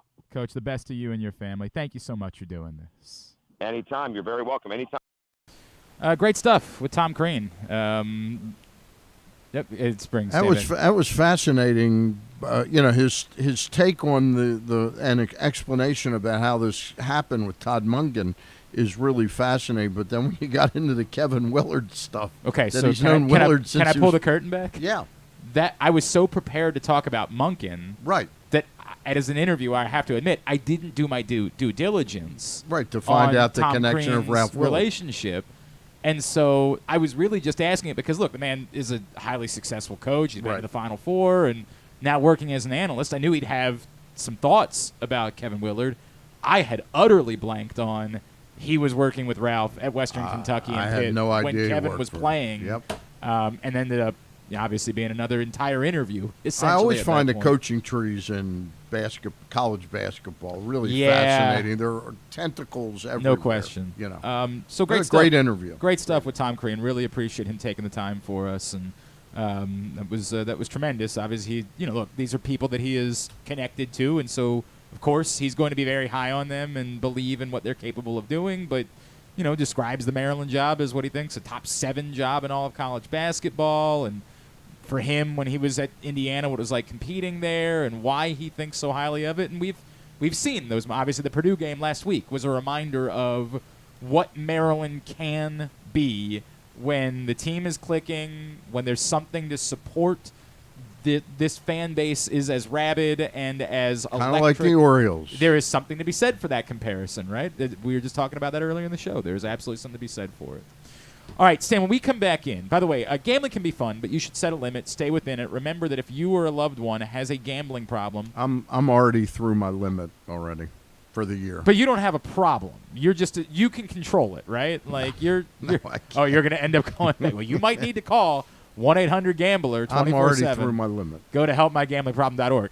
It happened to me last year. I'm just kidding. I had a moment where I just said, I'm going to have to take a few months off. I'm going to have to. I had a bad couple of weeks, and I said, that's it. I'm gonna pause for a bit. And my best bets, my best weeks are when I was getting the offers. Oh, sure, right, yeah. You're looking, look at all these. I'm winning. Right, look at how well it's going. I got it back in for the playoffs. I did mostly well on the playoffs. So we'll see. I haven't dabbled yet on college. I'll definitely be back in for the NCAA tournament. That will happen. I'll definitely for sure. do some college basketball, and I'll definitely do some baseball. And of course, if you are doing those things, as Stan mentioned, go to PressBoxOnline.com/offers and take advantage. Maybe you've signed up for one of these betting companies, but you haven't signed up for others. You are potentially leaving free money on the table. Don't do that. Go to PressBoxOnline.com/offers. When we come back in, two things. One, yesterday a big story from ESPN about the Lamar Jackson situation. But then this morning, from of all places, Stephen A. Smith apparently has offered a report about what he has learned from Lamar's side of the equation and this conversation. An odd place for it to come, but I will tell you I have heard something similar, and you'll know that if you listen to the show because I've talked about it a few times. We'll talk about that next. Stan the Fan is here. It's Glenn Clark Radio. The Baltimore County Police Department is hiring. Entry-level officers start at over $60,000 and over $64,000 for lateral officers, with $10,000 signing bonuses available. Plus, cadets start at over $32,000. Great benefits are available like medical, dental, and vision insurance, tuition reimbursement, 15 sick days per calendar year with no limit, career advancement to more than 20 specialized units, and more, with further incentives for military service members and veterans. A passion for service, a career for life with the Baltimore County Police Department. Find out more at joinbaltimorecountypd.com or call 410-887-5542. Must be a United States citizen, have a valid driver's license, and a high school diploma or GED equivalent. The latest edition of PressBox is available now. On the cover, Luke Jackson profiles Orioles phenom Gunnar Henderson, breaking down how he was able to become the top prospect in baseball at such a young age, and what could be next in his first full MLB season. Also inside, we meet lacrosse players from the men's and women's college programs across the state, and Bo Smoka breaks down another year of wide receiver issues for the Ravens. PressBox is available for free at over 500 area locations, including 60 Royal Farm stores, and you can always find the entire edition, as well as the best daily coverage of the Orioles, Ravens, and Terps at PressBoxOnline.com. There's something for everyone this February at Laurel Park. Come watch live horse racing every Friday through Sunday and join us on Saturday, February 18th for the Winter Stakes Spectacular, featuring 6 stakes races and $900,000 in purses, including the General George and Barbara Fritchie Stakes. The fun doesn't stop there. Stick around for our Winter Mardi Gras celebration with live music, delicious food and drinks, and a carnival atmosphere. Plus, don't miss out on President's Day holiday racing on Monday, February 20th. Visit laurelpark.com for more info. That's laurelpark.com for more. See you at the track. That first sip. That first bite. Start your day off right with a delicious breakfast at Royal Farms. Choose from a fantastic selection of fresh Royal Farms breakfast sandwiches and top it off with a rich hot cup of the freshest coffee in the world. At Royal Farms, breakfast is available day and night. It's the freshest breakfast in the world. Real fresh, real fast. Royal Farms. Stan the Fan here, welcoming back one of my favorite sponsors, the Costas Inn. And everybody around Baltimore knows that the Costas Inn is a great place to go and grab crabs, steaks, salads, soups, whatever's on your mind to eat in person. But did you know that the Costas Inn has upped their game? They are now one of the premier takeout places in Baltimore. Give them a call now to order your food, 410-477-1975. That's the Costas Inn over 4100 North Point Boulevard. Check out PressBoxOnline.com every day to find daily winners and betting advice from Jeremy Kahn. And if you want some advice about life decisions that you probably shouldn't make, here's Glenn Clark. All right, back in here on GCR. Stan the Fan Charles in the studio with us. Zack Goodman is in today for Griffin. Stan, there is a new company that has joined us on board, and I'm excited about it. Our friend Josh Soroka has launched a project called Birdland Sports, which is a T-shirt, essentially, company. And the gear is incredibly cool. I am looking forward. I was told that I was sent something. I got a little care package in the mail, and I'm excited about that. Nothing from me. I think there might even be something for you in this care package. I think that might even be the case. I will have to check to make sure, but I believe there might be something headed your way as well. And we're going to be giving away some of these cool shirts. The idea is... It's called Birdland. Birdlandsports.com is the website. You can go check out all these awesome player T-shirts and, just really neat gear that is available for prices much cheaper than the big guys, but the quality has not gone away. They were sent care packages in Sarasota, and the folks in the clubhouse love these shirts. Felix Batista was showing off the Mountain T-shirt that he received that he loved. There's a Gunnar Henderson Maverick style shirt. You remember Gunnar Henderson was kind of doing that bit last year. There's a lot of cool player-themed shirts available at birdlandsports.com. Go check it out right now. If you get your order in, you are guaranteed to have your shirts in time for opening day. Birdlandsports.com, owned by an Orioles fan, someone who is just trying to come up with some new cool ideas for gear, and you can find it right now, birdlandsports.com. And in fact, I might be willing to give away another shirt right now. If you want to email me, glennclarkradio@gmail.com, and say, here's the question. What does Stan the Fan Charles like to enjoy on a Friday morning before he comes in to do the show? I didn't have one. You said you were maybe... I didn't have it today. Last week you said that might be the end of the road. No, I didn't. I said it was Fridays only. Is the only day, but they were out of them today. So did not have it today. And that's why I'm so grumpy. That it does. It explains a lot now. What does Stan the Fan like to enjoy? Look, Zach, if you'd like to get in, all you got to do is email me. No, I'm good. glennclarkradio@gmail.com. Email me and say what it is that Stan likes to enjoy. You don't have to do it right now. If you listen to the show later in the day, I know we have a huge later in the day audience. If you listen or watch the show later in the day, that's fine. Anytime in the next 24 hours, email me the answer to the question, what does Stan typically like to enjoy before the show on a Friday morning, and you'll be registered to win. Somebody will get a free T-shirt from birdlandsports.com. As simple as that. All right, I think we're going to move some things around. We're going to talk to Bruce Weber closer to the end of today's show, preview Maryland Northwestern coming up on Sunday. I want to take a minute here, Stan. Pretty lengthy, detailed story yesterday from ESPN.com, Jeremy Fowler and Jamison Hensley. Just read most of it. Not a lot of new details in there, mostly just regurgitation, but in essay added a form. little bit more context to things. The one thing in there that did appear to be news was the report that all of Lamar Jackson's counteroffers to the Ravens have been fully guaranteed contract offers. He's never countered with anything that wasn't fully guaranteed. I said yesterday that was interesting to me because I had been told starting last summer, and I don't do a lot of reporting necessarily, but a source that I have that is closer to Lamar's side than to the Ravens, I will admit that part of it, had told me, Glenn, this is not as black and white as you think it is. It is not as black and white as Lamar will only do a fully guaranteed deal. It was presented to me that the number had to be higher than what had been offered in fully guaranteed money, which was, again, repeated in this story as being $133 million, but that it wasn't as black and white as fully guaranteed. The narrative has continued throughout the offseason that it is very black and white. Lamar Jackson, fully guaranteed or nothing else. This morning on, what's the Stephen A. Smith show on ESPN? I don't even remember. Isn't that First Take? First Take, thank you.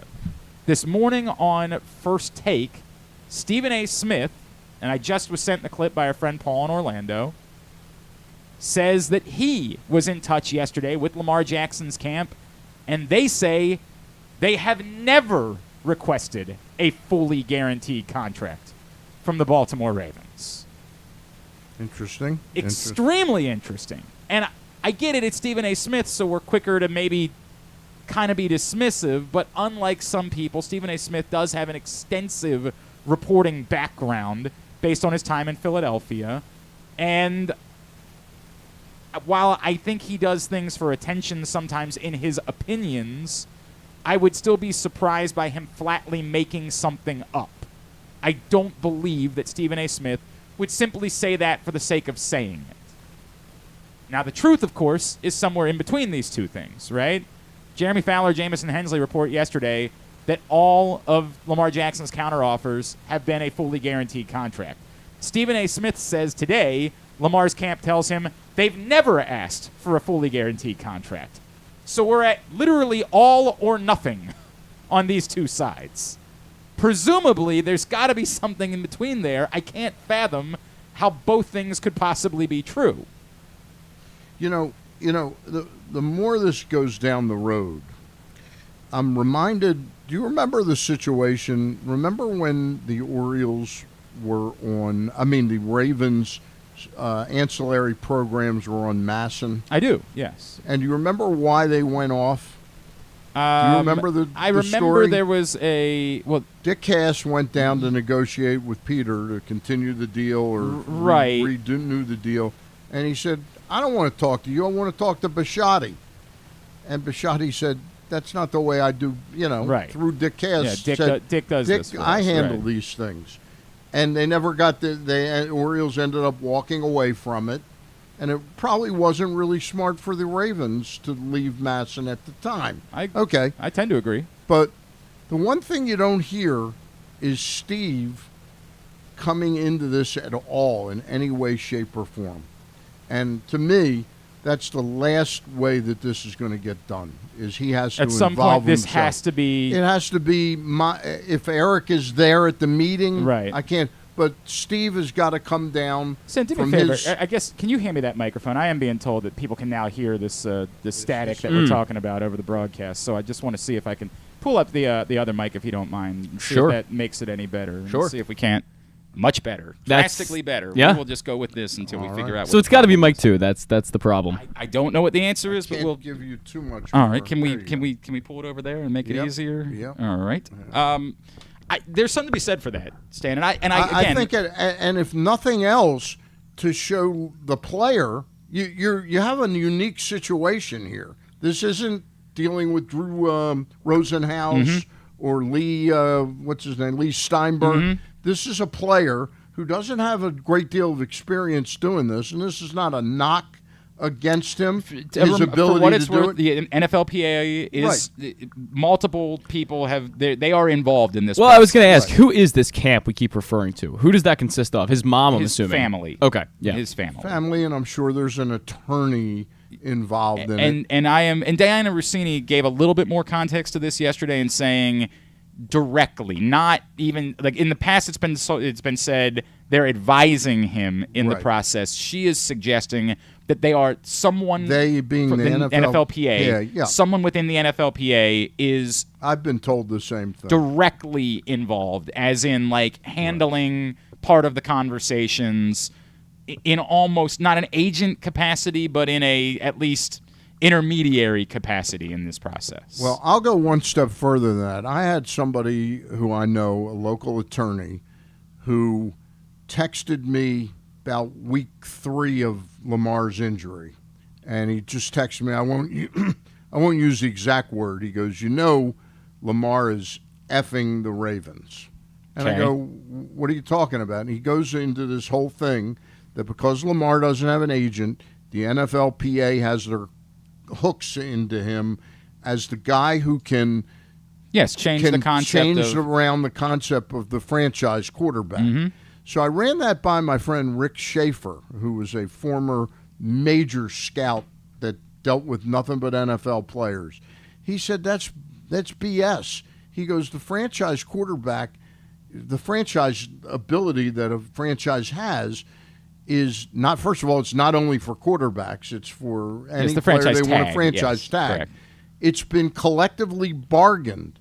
So it's there until the next collective bargaining agreement. But it is common knowledge that the NFLPA hates it and wants to get rid of it, right? Like they have not And I guess they would get rid of it if they got more players have guaranteed contracts. And one of the issues they've had is if you talk to anybody related to the NFLPA, their frustration regularly is that the players ultimately get to a point where they say, we're not willing to miss paychecks over this. Right. And so when they collectively bargain something, they unlike in baseball where the players' union has had extraordinary power, they feel as though they have not had nearly enough power because in you want to call it the modern era, in the last 30 plus years now, no group of players has been willing to say, we will lose paychecks over the fight over... Because they're commensurate with how long their careers are. Exactly right. If we lose a year's worth of paychecks, it is... You don't gain anything. You never make strides. So they fought, and they've gotten small victories in some of these CBA negotiations, and...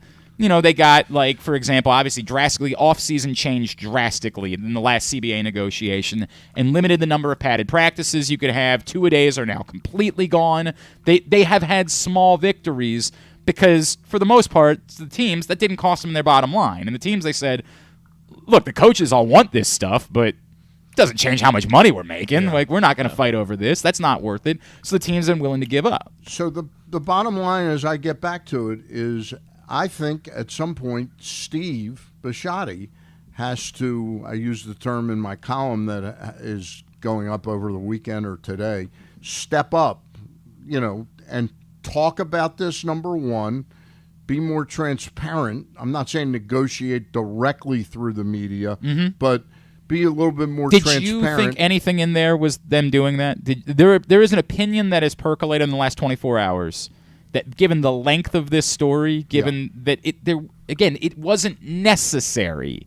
There was nothing new. There was no demand. That could have been 500 words, not 20. And yet it was this huge thing that ESPN was trying to drive. There was an opinion from some yesterday that perhaps that was because the Ravens are now trying to go the route of negotiating through the media because they are feeling a bit up against it at this point in this process. Yeah. Did you feel any of that? I didn't sense it in that article. I did not get to the very end of it because I was listening intently to Tom Crean, but I will read it later today. But again, I think it boils down to Steve. If this player is as important as we think he is, I know he doesn't want to set a precedent where every player they get in a contract hassle with, he's got to get involved. Right. This is unique. There's no agent.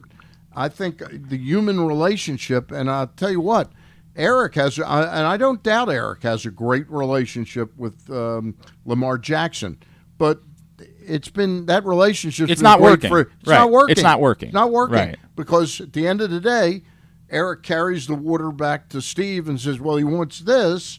And Steve says, "No."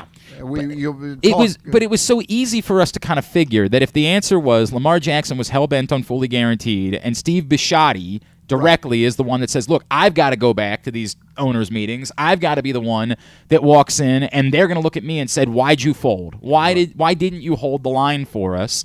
So the easiest way of looking at it was this side wants this one thing, this specifically the owner is hell-bent on saying, I don't want to do that. If there's gray area there, if what I had heard was true, if what Stephen A. Smith is reporting is true, then it does make it a bit more confusing. If it's not as simple as Lamar won't do anything besides fully guaranteed, the Ravens won't do fully guaranteed, then really why hasn't there been an ability to find something in the middle at this point? That's the difficult part for me right now. And again, part of it just might be the awkward nature of negotiations, that you're not dealing with an agent that you've dealt with a million times in the past. What's the wide receiver? Give me the damn ball. Terrell Owens. No. Chad Johnson? No, the one with the Jets. Keyshawn Johnson. Sorry. Thank you. Yes. Keyshawn Johnson. Sorry. He and Stephen A. did a first take type of moment. Yes. And they also had Chris Russo. Yeah, the Mad Dog. Yeah. And didn't really add much to it because it wasn't baseball. But it's not his strength. No, it's not his strength. Right. But they were talking about that, and they were Keyshawn was putting out the idea of a slightly shorter contract, 4 years, $50 million guaranteed, and that seems like one way to get this deal done. Well, if you're ultimately going to be willing to let him play under the tag, at some point you are already committing to a certain amount of guaranteed money. $45 million for 1 year. So what are you doing here? Right. And particularly if, and you and I have talked about this a number of times, I do believe there will be a team that is so desperate because there are so many teams that are. There is an entire division right now that doesn't have a quarterback. We've never seen anything like this in football. The entire NFC South, combined, all of the quarterbacks that are under contract, this is the entire list. This is Indianapolis. The NFC South. NFC South. So this would be New Desmond Orleans, Ridder in Atlanta, right. Matt Corral in Carolina, Right. and Kyle Trask in Tampa. That is the entire And Andy list. Dalton in New Orleans. I mean, if he's still I don't even know if under he's still contract. under contract at this point. I was told this, so I could end up being wrong. This is the entire list of quarterbacks that are under contract moving forward. There is an entire division that is desperate. Maybe we could move to that division. It would be helpful. It would be great news if you could. Yes, Zach. Well, I think the whole prospect of him prospect may not be the right word for it, but there is the fact that Lamar and By the way, it was a 1-year deal for Andy Dalton last year, so he is not under contract. Sorry. Okay. Yes. Lamar and the Ravens' relationship has been deteriorating for a while. I think we all know that, and that's been, reported pretty widely. And I think that just has so much context in all of this that he wasn't returning calls that Eric DeCosta was making to him last year. And you've got to wonder if he is placed under the tag. And you guys have probably mentioned this on the show before, but if he's placed under that tag, what's the motivation going to be for Lamar? He's a winner. He loves to win. He loves to play. He's an energetic guy. But can you really trust him as the leader of your team? I think when the games start, yes. But to the point, no, he's definitely not going. If this goes to tag and nothing else, then he's not going to be there at all this offseason, and he almost certainly won't be there at the start of training camp. Although, in fairness, a lot of people expected he wasn't going to show up for the start of training camp last year, and he did. But if he is this involved with the NFLPA, and the NFLPA is this hell-bent about the franchise tag, as Stan was just talking about, no, he won't. He will not be there for the start of training camp. He might not be there literally until a week before the season starts. I'm not an investigative reporter, yes. So it's not my strength. I would love to have us do something on this, or maybe the history through this of show. No, to do something about a player that's on the franchise tag like Lamar, that the trade-off is we're going to insure you with Lloyd's of London. Can you do that? Yeah, you brought that up a couple times, right? In case you would get an injury. And does that bridge the gap? The trade-off is he comes to training camp. Right. I don't know if what the Players Association would do about that either. I don't know either, and it's worth at some point. To know what the cost would be, right? Because it's probably not a cheap cost. It's probably about a $10 million. I don't know if we talked about. My gut would tell me the Players Association, because they're so hell bent on trying to get rid of the franchise tag, would still say. But not what enough. If you set a precedent that that's what the team does every time moving forward? Yeah, maybe not. Right. Insuring them up to the level of $250 million, but saying, "Hey, you're playing under the franchise tag for this year, and we'll pay the indemnification to Lloyd's of London." I don't know. I would wonder if the team would say, "Well, then we're basically saying you're worth $250 million, and we don't want to give you that in negotiations."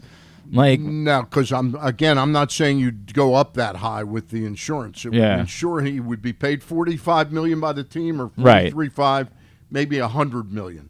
Okay. So there's some incentive for him to come in and really be a part of the team he's being franchised by, and maybe only do that for 1 year. I'm intrigued. I still come back to, if it's not fully guaranteed or nothing, why can't the deal get done? Yeah. Why can't you figure out what that number is? Because I have I inherently, look, I've told you before, I don't get as scared about the idea of fully guaranteed as everybody else does, because I keep trying to remind everybody, literally every single one of these quarterbacks that's gotten one of these deals has gotten every penny of the deal.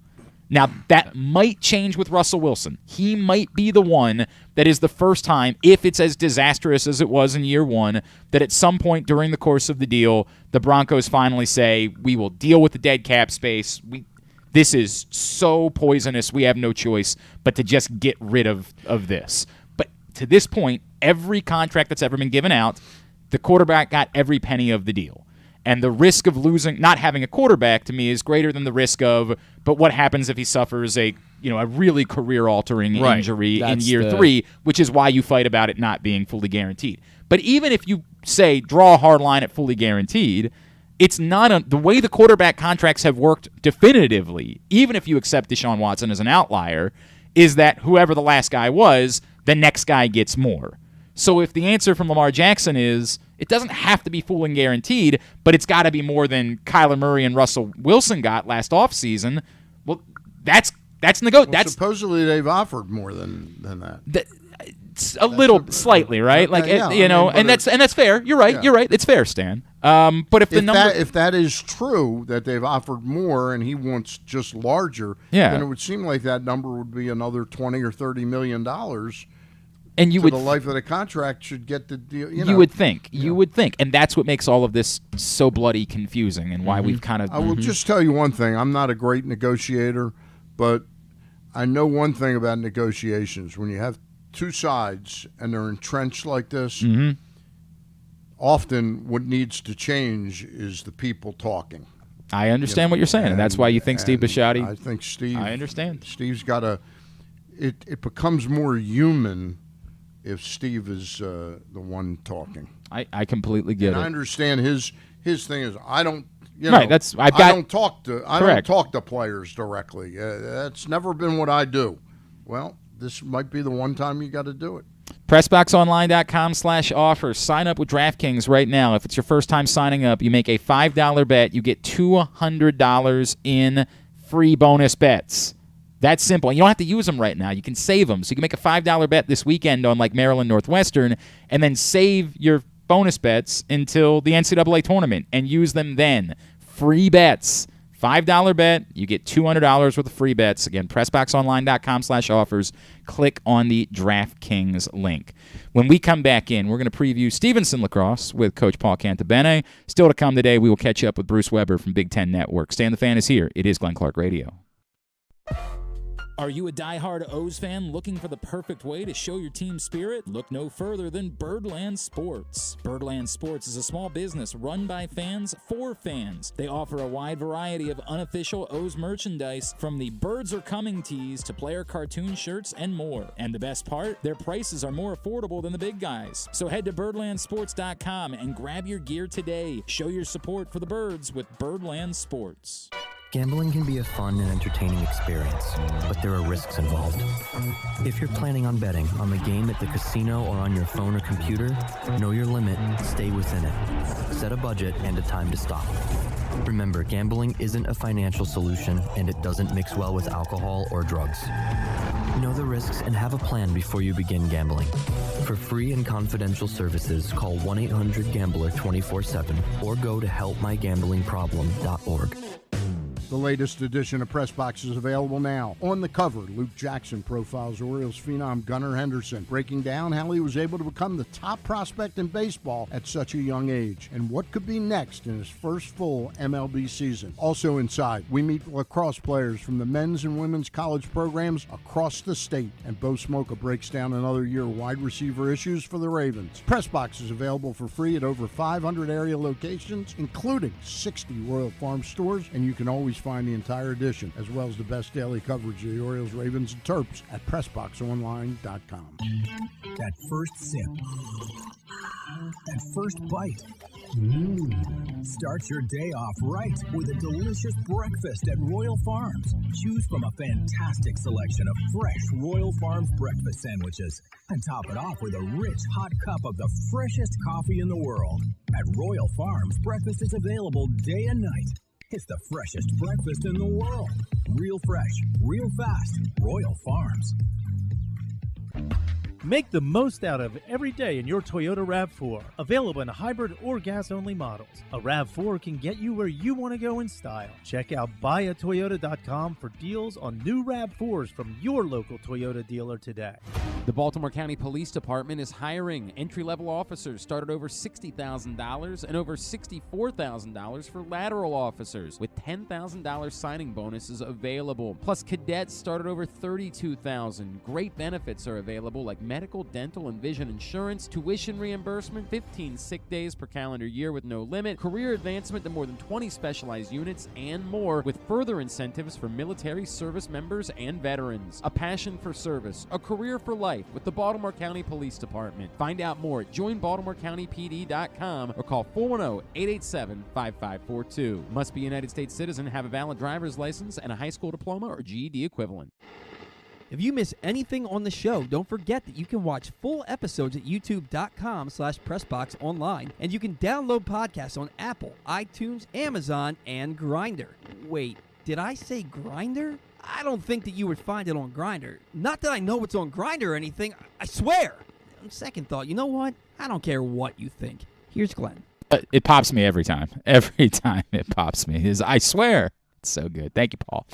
Back in here on GCR, a Friday edition of the program. Stan the Fan Charles in studio. Zack Goodman from the Bataround hanging out with us, in for Griffin. Appreciate him coming and hanging out. What do you have on the docket this weekend, Stan the Fan? Can you turn Stan's mic on for me, please? Appreciate it. Going to try and get down to the CIAA tonight. Very cool. Yeah. It's been a great week, obviously. Anxious to see the building and see some competitive basketball. So, semifinal day today for the CIAA, and then finals tomorrow at the CIAA tournament. I have not been able to get there, and I apologize. It was part of my plans for the week as well, but I had about 3 extra games done. Ooh, I got a thing I want to run by you before the end of the show. I'm feeling a little I'm doing something tomorrow that I'm not fully qualified for. And I don't know if you've ever dealt with like the fear of getting caught, like the fear of fraud, of being caught as a fraud. Mm-hmm. I'm a little bit nervous about that. Every time I'm behind every time you open up. I got over that a little while ago. Like I just accept that people know I'm a fraud, so it doesn't really concern me. Okay, all right. I don't know what's going on with Paul. I got a minute here. I was texted the other day by a friend of mine who sometimes asks me if I can do a play-by-play gig for him somewhere. And I get a text. I'm in the middle of the show, and I look down, and I only have a minute, and I look down, and I see Temple women's lacrosse, an offer for money. That's all I see in the text. Yeah, offer for money. And I'm like, yeah, sure. I saw Saturday noon, Temple women's lacrosse, an offer for money. And I said, okay, I can do that. I don't have a game till 7. I'm doing the Stevenson game tomorrow, and I don't have a game till 7. My wife told me the kids have plans tomorrow, so I wouldn't be able to spend the day with the kids. I'm like, man, why not go up to Philly and meet some new folks and work up there? So I said, yes, absolutely, I can do it. Then I start studying. I start, doing all the work, and then I get an email from somebody that says, great, I'll get you in touch with your play-by-play guy. And I said, oh, so now you're the analyst. Wait, I thought I was the play-by. And then I went back and looked at the text again, and it very clearly said, analyst, not play-by-play. Okay. Now, look, I have done a lot of women's lacrosse in my life. Right. But it's a tough sport with the whistles and things like that. You got to really be an expert. You got a few different rules in that. Yeah, and I am not as comfortable with that part of it. But I was already into my preparation. I'd studied all the teams. By the time I realized that, I already agreed to do it. I was now within like a day and a half, and I said I'd be putting these people in a bind if I bagged out at this point. Right. So I think I'm just going to do it. I know I'm just going to do it at this point. Why don't you see if you can pay what you're due to make and more to Gary Stein to go and send him up there to do it instead. You'll do fine as an analyst. I'm sure I'll figure it, but I do have that little bit of a fear of fraudulence involved. That maybe I misrepresented myself when I so quickly said I could do it instead of. And looking back over the text, he was like, "I don't know if that's you or somebody, a former player, a former coach." Believe it or not, I have not played a lot of women's lacrosse in my life. I will feel much more comfortable tomorrow night. You know all the differences in the yes, rules. I do. I know the game. I'm just not the expert level that I feel that I should be working as an analyst. That's interesting. I will feel far more comfortable tomorrow night when I'm at Mustang Stadium working the broadcast as Stevenson plays their home opener against Christopher Newport. Joining us now, the head coach of the Mustangs. He is our friend, Coach Paul Cantabene, and he's back with us now here on GCR. Coach, it's Glenn. Stan the Fan is here with me. Long time no talk, Coach. I know, Stan. Since the last time I was on your TV show, I was on your last TV show, I believe, right? I think that's that's correct. Wow. Yeah. Wow. So wait, you're responsible for killing the TV show, Coach? Killing a lot of things in the past. It's good to chat with you, man. Great to catch up. Obviously, home opener tomorrow night. I was really hoping we would have this conversation coming off a win last week. I really was hoping that you'd be 1-0 and be doing this, and it'd be a lot of fun. What happened week 1? And is it, look, this is, you're playing, you do this every year. You schedule insanely every year. Is it just a case of we played a heck of a team on the road? Sometimes you're going to take one on the chin. Well, it's just, I mean, obviously we all wanted the season to start better. So, but we've played great all year, and that was the worst we played all year. We handled our scrimmages really well against very good teams and played very well in that. And we just didn't have a great effort. I think, we had some new guys playing for us in crucial situations, and that was their first game, and they didn't play as well as we could. Obviously, defensively, I thought we were not a great effort, but I think we'll bounce back. I know the fortitude of these guys are an older team. It's just kind of a bad go. You have those sometimes throughout the season, and I think we're just going to kind of leave it at that. I think we'll be much better in all the areas we have this week, and playing a very talented Christopher Newport team. But our guys are going to compete. We're going to get after it, and it's just one of those days. We all have them where you can't get out of your own way. So if you wanted to lose a game, we did all the things to lose a game very well. So we did 100% in that. but I think we'll be better. There's a lot to build on. And I think we understand how to play in these games, and we'll certainly be better this week. You talk about some new faces, obviously 2 key positions, both in goal and at the dot, where you have new faces, or at least new starters this year, veteran players, but new starters. I did notice that at the dot, you mixed it up a little bit, and you sent a freshman out there and gave him some reps. Can you take me through, is that going to be evolving throughout the course of the season? Or are you planning on using both of those guys throughout the course of the year? Well, I think we'll do a lot of things facing off. We're really kind of the mentality, our 10 against their 3. And, but we rolled out Justin Bordner. He's a freshman. He's a very talented freshman, and it did well early. Just got some bad bounces and just kind of struggled handling the officials a little bit. I think the officials were kind of mixing up some things on him. And as a freshman, didn't handle that well. So we got some movements, and we had to kind of play some other people. And so that kind of hurt us. I think we'll be much better in that. Anytime you throw out a first-year face-off guy as a freshman out there in a college game, you're going to have some bumps. And so, when we had 6 violations, so we, just battled those out, we would have done pretty well. So we'll get better from that, and he'll learn from it. And we got some other guys who are going to go out there to help us out if we struggle there. But he's going to be much, much better and in a month than he is from now. He's really a talented kid. He's just got to learn how to handle the ups and downs of facing off at the college level, and all the things that go into it. And I think he'll be much better this weekend and be much better going forward. It's a Justin you have. But by the way, just because I have you and you're the guy to talk to about this, being the greatest face-off specialist ever, when you say the violations, there's been a lot made of I don't know how new the rule is, but they're keeping the guys in the stance longer. Was that maybe part of what you guys were dealing with in the first game? Well, that's always, again, the issue of the rules doesn't say that. I think there's been a real issue about what the officials are doing or getting interpreted, and what we think should happen. Like in the officials, they get down, they're set, and then it's supposed to be a whistle, and it's supposed to be a quick process. Like right now in our game, for example, the referees are saying, I'm going slow, and then to blow the whistle quick. And they're going, hey, I'm going to go quick, and then you blow the whistle slow. And so the communication with the referees and the face-off guys is struggle right now throughout the year. I think they need to get back to kind of what's pre-COVID, get back in there to help the guys out a little bit, and so the violations go down, and we have cleaner face-offs. They're just – the problem with the face-off, I always think, is that we're not trying to trick these kids. We're trying to have a face-off to start the game, and I think the officials sometimes, and coaches are bad at it as well, they get on them, and they're trying to fool them all of a sudden. That's when you get a lot of things. So face-off guys have to be very mentally tough to handle that and what officials are doing, and it's very easy to say to wait for the whistle. But when you're down in that stance, like an offensive lineman's in a 3-point stance, and you're in there for down there for 4 or 5 seconds, you're going to move. Just like offensive linemen move. They get down, you hold them there too long, they're going to move. And so, we got to kind of, the referees, hopefully as the season goes on, will get better and better at it. But right now, I think we're kind of off to a sluggish start. Hey, Paul, Glenn, I know he booked you to talk about the Stevenson game tomorrow night, the home opener, but I just want to go back a week. And Glenn probably will remember exactly the numbers. How unusual is it for a team that dominated the face-offs? You think like of Loyola, Maryland? Yeah, Maryland won Loyola. 18 of 22, Maryland won. 18 of 22 and lose the game by 11 goals. That's incredibly they lost by 5 goals. I'm sorry. That's incredibly unique, isn't it? It is. But, it goes to show you how well Loyola played defense.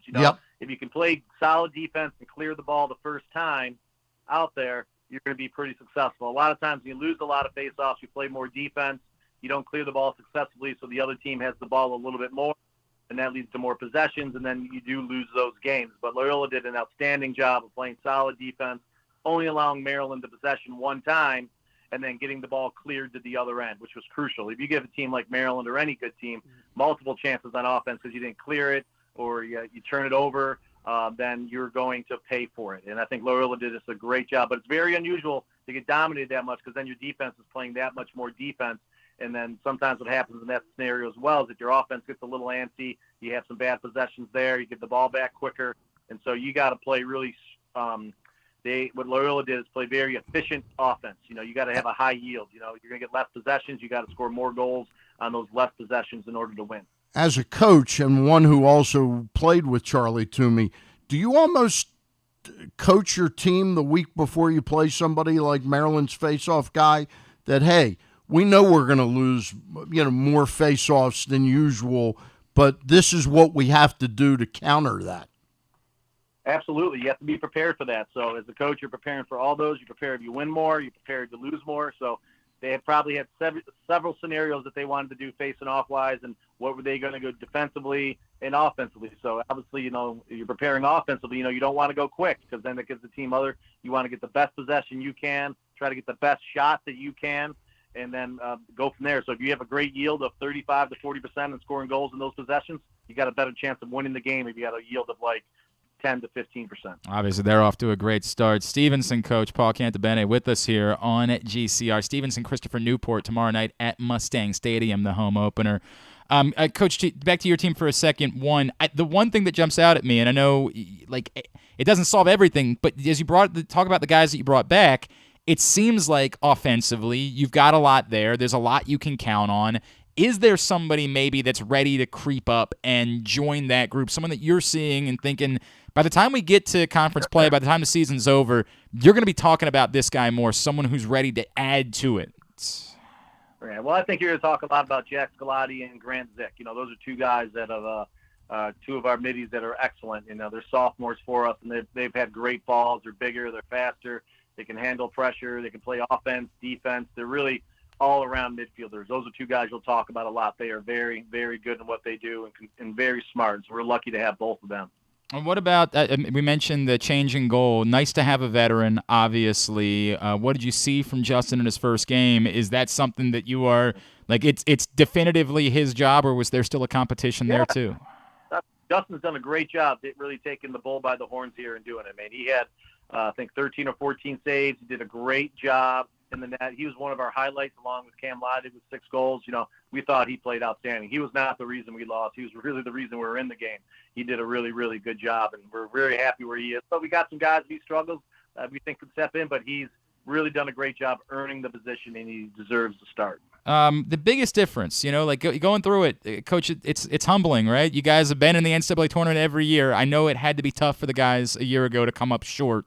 What did it do? How did it drive? I talked about this with Charlie, obviously, and we see how much they've responded. But, what did it do this offseason to drive your guys, to give them focus, to say we're not going to allow that to happen again? Well, I think they've done. Their mentality's been great. So I'm not judging them on one bad day. I think we've done a great job all fall and spring. They've done a great job in the weight room, and they're great kids. They do great in the classroom. They do things the right way more often than not, and that's what we're really excited about them. Our character will blossom by the end of the season. We'll be a much, much better team by the end of the year than we are right now. We are going to be a very good team by the end of the year, but we're a very good team now. It's just that we had a bad day, and we're going to play some good teams, so we might play some good games, maybe drop one here or there, but we think that we're going to compete, and I think our guys are driven. We got the guys. They understand what's in front of them. They love our schedule. They never talk to me about, hey, why do we schedule this team? Why do we do that? They love who we play. And, we can schedule anybody we want and still be, 15-3 if we wanted to each year. But we like to play the teams we like to play. And sometimes you're going to take some lumps, but we're learning a lot, and that's what Stevenson's all about. That's why we play at night. That's why we play in front of the big crowds. That's why we do the things we do. And I think that's why people like to come here. But sometimes you're going to take some lumps when you do that. But that's okay. Those are learning experiences, and everybody needs to learn. There's no doubt.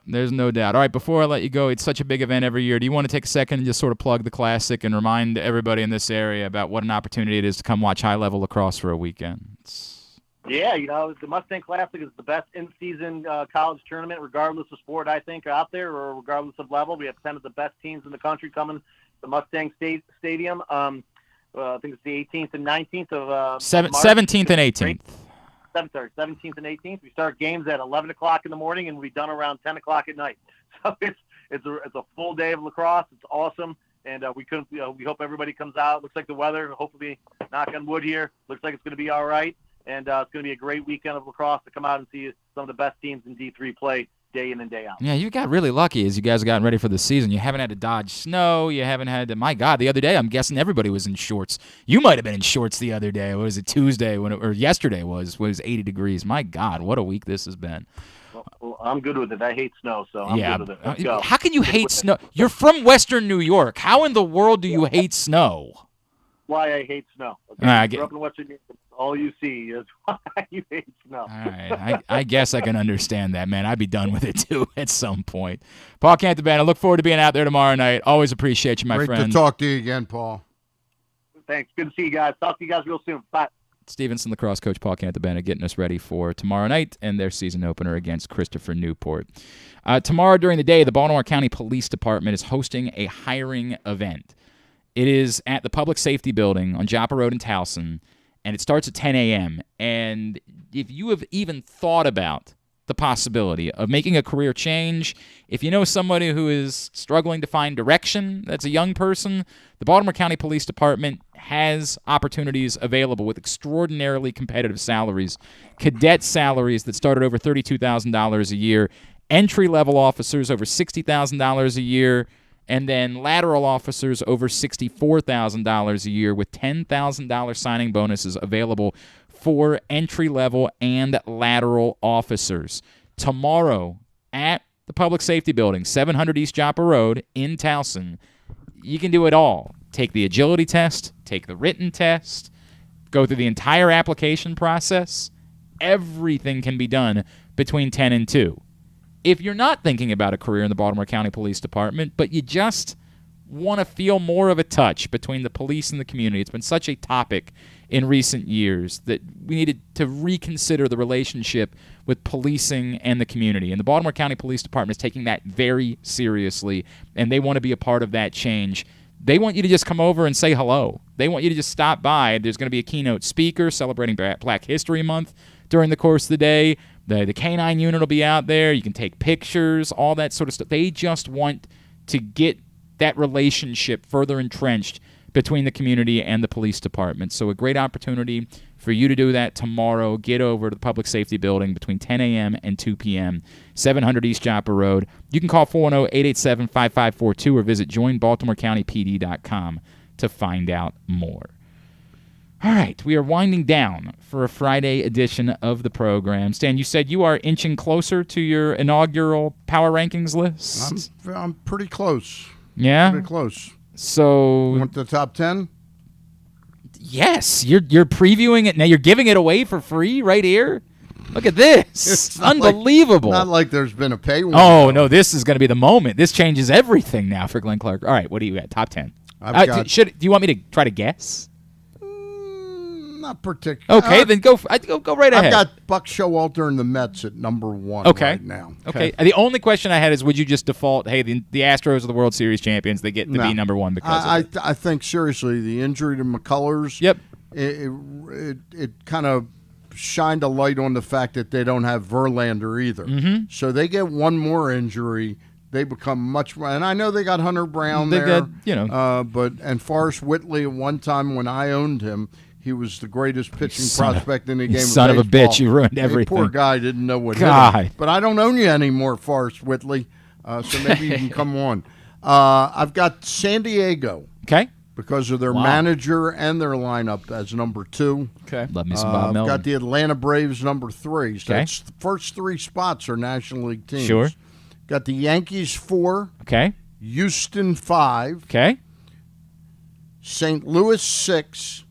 Seattle 7. Wow. You know what team you haven't heard yet? Well, Toronto jumps off the page at me a little bit. They're next. I don't think we've heard the Dodgers yet, have we? That's correct. Oh, I didn't even think about that. Correct. Jesus, you're right. I've got Toronto 8, the Dodgers 9, and Cleveland 10. Huh. So the Orioles are 11 then, or the Orioles are like 16. They're in a look at this. This is a pretty powerful group from 11 to 15. Mm-hmm. Philly 11, and that would be literally top 5. defending a National League champions. Right, that would be top 5 if Bryce Harper were playing the whole season. Right. Yeah, that's true. Minnesota 12, Tampa 13, Orioles 14, D-backs 15. Wow.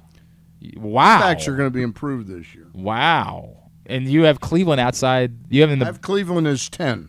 Oh yeah, you're right. My brain. Dodgers my fault. 9. Okay. What have the Dodgers done to improve? No, No, in fact, the Dodgers have been probably the least improved team in baseball. They've got no Tyler Anderson. Yep. They've got now. I know they're getting Dustin May back for the whole year, and he could be great. But he Dustin wasn't May, great you can't really last year. count on him. Right, exactly. They got no Walker Buehler. Yep. So their top 2 are Urias and Kershaw, right? Yeah. Okay. So they added they J.D. lost- Martinez. They did. Yeah, but fading. Now look, here's he's working with the hitting coach. Yeah. That kind of brought him back. Oh, so the care package has arrived from BirdlandSports.com. great. I'm very excited about that. Got some cool T-shirts. So here's the problem with J.D. Martinez. They lost Trey Turner. Yeah. I think the notion that Gavin Lux is going to play shortstop is not going to play out at all. You know what? I love Gavin Lux in the minors. The dude almost hit 400 one year. Right. But Gavin Lux has proven that he is a very average baseball player. Yeah. He's a very average baseball player. But what I will say is that J.D. Martinez is really, I don't know. Do I get to take my choice of this, by the way, John? All right, we'll deal with this after this. This is too much for me.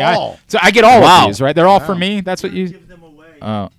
Well, no, these are just for us. These are the internal ones. This is for the staff here at PressBox. The others... Josh is handling. So for the winners, these are for us. I don't know which one I want the most. That one's. I'm excited to see these. I'm very excited about it too. We'll take a look. Much more important than my much. It's a real bummer that Griffin's not here today. Just gonna be like, John, you want one of these? Sorry. You want one of these? Oh, yeah, John already took one. John got first choice. John is trying to present it like I got first choice. He got first choice. All right. Very good. Thank you, John. Appreciate it. Sorry, I didn't mean to. Of course, the T-shirts are much more important than my analysis. I'm very excited. Well, they are our friends from BirdlandSports.com, and we appreciate their partnership. Yes. What I was saying was that J.D. Martinez, I think, was around a 2.5 WAR player last year. Cody Bellinger was about a 2 WAR player. So you're missing about 0.5, 0.6 WAR there. But Cody Bellinger, even though he was quite a terrible hitter last year, as he has been for the past 3 years, was an incredible defender, runs the bases well, and that's where the WAR comes from. That's where the value comes from. I'm not sure how much you're gaining with J.D. Martinez because now you have to DH him every time he plays. He's not a versatile guy in any means. So you're losing Trey Turner. You're losing Tyler Anderson. And you lost Justin Turner. Who was still a 2 WAR player last year. Very. And Justin Turner, by the way, the second half of last year, while the power numbers weren't great, home run numbers, he had a really nice. I think he hit close to 300. Yeah. And his on base percent. That's why I wanted the Orioles to have him. Yeah. I think he'd sure look a lot better as a DH for the Orioles. Yeah. I wouldn't disagree. Do you think that Noah Syndergaard? And that's who they picked up. Syndergaard is an interesting wager there on a 1-year deal because a lot of times the Tommy John people, they come back the first year back, they're not fully strong enough, and the second year you do get a bump. So he might give them something, but and again, it's not really a knock at them, but I think San Diego is better, and I think they're better managed. I also Bob just Melvin. wonder how the emotional lift that comes from getting over the hump for the Padres against the Dodgers in the playoffs. Like it had just been such a hammer and nail situation, right? That every time there was something meaningful between those two teams, you knew the Dodgers were going to take 3 out of 4 in a weekend series. You just knew that they were going to win all of those games. I wonder if that changes. I get it. It was very disappointing for the Padres to do that and then just turn around and get their butts kicked in the NLCS by the Phillies. Yeah. But I do wonder if there's something that comes from that for the core of those players, that they no longer have to deal with that hanging over them, that issue of never getting past the Dodgers. The most unreal part about the Padres, frankly, is that you missed Fernando Tatis for most of last year. Sure. You're going to miss him for a good bit of this year. The first 20 games, right. which is still significant. Yeah. And you had Juan Soto, who really underperformed for 90% of the season. So to me, you have so many ways you can add value to this team just by adding guys back that were internally that were injured, and Hae-Sung Kim is a guy that's going to keep improving. This team is. I said this to Paul last week. I said this is the most talented team by far in baseball, in my opinion. Well, and on top of everything else, they're just going to add again at the deadline anyway. Right. Like that's just they don't care. They are just going to keep spending until they finally figure out a way to end up winning a World Series. Yeah. If the Dodgers, to me, this year seem more intent on getting under that third luxury level and getting sort of the free pass going backwards payroll. I think they'll be good. I think they're probably a 90-win team. Oh, yeah. But I don't think they're a 98-win team. I would agree. And they don't with have a pure closer right now. No. Did you? I'm trying to remember what you shared as your bets in the print issue of PressBox. We all shared some baseball bet ideas. I don't remember. And I don't remember which ones yours were either. I'm sure they were brilliant. Oh, of course they were. They all hit. I am so befuddled by the win number for the Orioles this season that Vegas has put out which is 70. I think I got it at like 74.5 when I got it. I mean, it was insane. It was something. Maybe it was 75.5. I'm trying to pull it up right now. It was like 8. They expected Did like you an bet 8. it? I absolutely put American dollars when I was given this assignment, as opposed to Canadian. Yes, dollars. when I was given this assignment, I was like, I just kept staring at it like, really? That's the number? 74. When we were doing it, it was like 78.5, I think. It was lower than that one. It might not have been 74. It was lower than 78.5. I think it was the page before that. No, keep going. I saw pictures of me and KZ. Hang on a second. One more. One more. Where are we? No. There. No, that's not it. That's not bets? That's not it. Oh, that's not KZ? That's not it. What are we doing here? I'll find it. It wasn't in the best of issue. No, it was in this issue. Okay. It was definitely in this issue because I remember seeing it recently, all these bets. I'm bringing the show to a screeching halt, and I apologize for that just because I don't remember. A few times in my it's life. happened. And it's always about finding something right, in a newspaper. That's exactly the way that it goes. When will your first power rankings be up at PressBoxOnline.com? When I get back from Florida. Okay, and you are headed down in 2 weeks? I'm heading down March the 7th to the 15th. Will you try to look at any of the World Baseball Classic while you're down there? Probably not. Just no interest at all? No, I won't say no interest. I just, between catching the Oriole games every day, right, trying to get over to Twin Lakes Park, and having a little fun, I get it. I completely. Probably, here we go. And I spend a lot of time late at night doing my research. I was 76.5, by the way, was the number for me. I got it 76.5, and I bet the over. So what did I pick as my bet? You had the Yankees or the Mets to win the World Series, a bonus that they had offered at plus 330. Okay. And you had Verlander to win Cy Young at plus 700, and the Orioles to make the playoffs at plus 350. I don't mind that one at all. Yeah. Like, that's a good number for a team that, again, is right on the cusp. Of the three. I like that bet. $100 gets you $350 or 10 gets you $35. I like that bet. I went with the Orioles over 76.5 wins, and then just I get it. It's sort of, you're going to roll your eyes. Shohei Ohtani to win MVP is plus 220, and it took for Shohei Ohtani to not win MVP last year. It took someone hitting more home runs than anyone in the history of the American League, and even then there was still a debate about it. You get plus money on Shohei Ohtani to win AL MVP.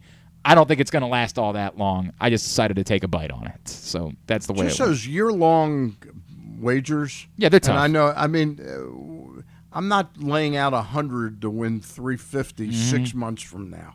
I need more immediate action. It's a very difficult thing to do. You're sitting around waiting for something that you feel like you're going to get, but your money is just being held by someone and that's why when somebody says, "Hey, I'm going to Vegas. You want me to bet something?" In previous years, now I can bet it here. Right. I usually bet $20 on the Ravens to win for me. Sure, right. You're out there, and it's right. You take a flyer, and then it's fun to have the ticket too. That's the other part of it. It's fun, and that's why again when something like the Orioles. But the Orioles at $350 to make the playoffs. Yep. That seems like a pretty good wager to me. I agree. It's a team that appears to be trending that way. You do all of the math that we have done, and you say you get a full season of Gunnar Henderson, you get a full season of Adley Rutschman, something like a full season of Grayson Rodriguez, whatever we expect that to be. There is absolutely reason to say that should be what makes up the difference. 30 innings from DL Hall. Yeah, sure. There you go. You're so down on DL Hall. I'm not down on the talent. I'm down on I think they are making a classic mistake with DL Hall. It's funny because we have Stan on every morning in the Bataround. Shameless plug. What do you guys have coming up tomorrow? On the Bataround? I actually don't know. Okay, that is Paul's department, and I do You'll not be know. talking baseball. We will be. I'll be on about. You get Stan the fan. Yeah, Stan will be on 10:25 for his weekly segment, and this is what it sounds like when I plug the Bataround on Fridays. I say Stan will be on tomorrow, and they'll be talking baseball for 2 hours. I usually hear about the guests on Friday night, so I will find out. But usually we have the conversation of DL Hall. We've had it many times, and Paul is very adamant on DL Hall becoming a ace. That is Paul's thoughts and beliefs, and that's his. I think by 2029 he might be built up to throw 110 innings. Well, and I'm kind of in the middle. How's a guy's 24 years old? He's never thrown more than 95 I hear innings. you. Stan is on the complete other side of the argument, and then that, yep. I am in the and I guess in the belief that you should give him a shot, but there is so much. And when Stan and I have talked about work to do. What I've said is you're probably right. I just think it's very difficult for an organization that has seen him as a top pitching prospect to so drastically commit to the opposite of that, right? Like, I think it's a very difficult thing to do. Now, if enough other guys are clicking, it makes it easier for you to do that, right? If this season... Again, I just reiterate. Again, nobody's expecting a starter today to throw the 280 to 320 innings that Jim Palmer used to throw every year. But if you start 30 games a year and you go 5 innings in those games, that's 150 innings. He's still 60 innings away from that threshold. He's never thrown more than 100 innings in a season. When is he going to do that and stay healthy? You'd be much better off using him in shorter bursts where he can really dominate. I get it. And again, I'm in the same I made camp. the argument about Arthur Rhodes. Arthur Rhodes made about $38 to $50 million somewhere in there in his career. 16, 17 years as a relief pitcher. It's a good. I feel like it's where what's best for the team is meeting what's best for the franchise, right? Like what's best for the team, completely agreed. What's best for the franchise and the value of the player and the investment that you've had in him and all of those things. I know he wants to start. Correct. You have to do a sales job on the guy, not have him kicking and screaming as you pull him into a relief role. And the other guy is, I feel the same way about, and Wells. It's Tyler Wells. Yep. He's a talented pitcher. There's no question about that. And if I knew I could get 150, 160 innings, fine. Be a starter, be a dominant 5-inning starter. I think he's going to get hurt. I understand entirely. Now, look, they've got options this year. That is the one. Yep. They are going to have a bunch of guys that they can attempt to use as starters to figure out what the correct group is, and I won't be surprised at all. Are you assuming that they're going to go with a 6-man rotation to start the season? I think if Rodriguez makes the team, they will most likely go with a 6-man not a 6-man rotation. I really think Voth then becomes the piggyback for Grayson. That's what I think. Yeah, you get 3 innings of Grayson. Yep. I think I wouldn't even have a problem if the innings were flipped and Voth starts the game and pitches 4, and then you get Grayson for 3 or 4, depending upon the workload, the pitch count. I think that's what's going to happen. But if Grayson is starting in the rotation, I think Voth will be the 6th guy. Okay. Very good. Very good. All right, let's get a tidbit. Let's get Two-Bit to wrap this part up, and then we're going to hear from Bruce Weber before we get out of here today. Tidbit is brought to you by, you know what? Because we were talking about it. That is, you can find those bets and also Jeremy Kahn's bets and Phil Backert's. They're all available right there in the print issue of PressBox, which you can get for free at your neighborhood Royal Farms, any of the hundreds of locations around town where you find PressBox. And then when you see those bets and you say, boy, I love them, run over to PressBoxOnline.com/offers. Sign up today. For example, with DraftKings, bet $5, you get $200 in free bets. Do it right now, but you got to use the link at PressBoxOnline.com/offers. So what do you have for us for Tidbit today? I got a tidbit. It's going to relate, I should say, not rely, on what we talked about earlier in this show. $3 billion annually. That is an estimate of what it would cost for Amazon Prime or Apple TV Plus to buy up all the MLB regional sports networks to have under one roof. $3 billion annually is the number. So is that just the 14 that are owned by Bally? No, or so that's everyone. That is literally so everything. They wanted the scenario that we talked about where baseball just sort of says we're going to take everything under one umbrella. Correct. The problem is that the owners of the big market teams will never agree to full revenue sharing. That's part of the issue here, is that you're never going to get the Steinbrenners, you're never going to get any one of the major market owners. I don't know, Steve Cohen's kind of a different dude. Like, he just might not care the same Steve Cohen way. is going against every trend in Correct. baseball I don't know at the what, moment. I don't know what to make of Steve Cohen at all, but everybody else, there's just no way that you'll get them. Like, obviously in the NFL, the reason why teams can be healthy in every market is because the TV revenue is split, right? But you're just I don't think there's any chance in hell that the top owners in baseball will agree to a full revenue share, because that's how there's been such a disparity, and they've been able to succeed and profit and so much. And without having the top guys on board, I don't think baseball would ever be able to do that. But that doesn't mean that something like that couldn't happen, to your point, Zach, that I think it's still possible they could have somebody try to take everything under their umbrella and then just still say, but we're going to sell local advertising and you will make whatever the local advertising dollar is sold. Like, if they do that, I don't think that's the difference. In the NFL, it's all national advertising in those games.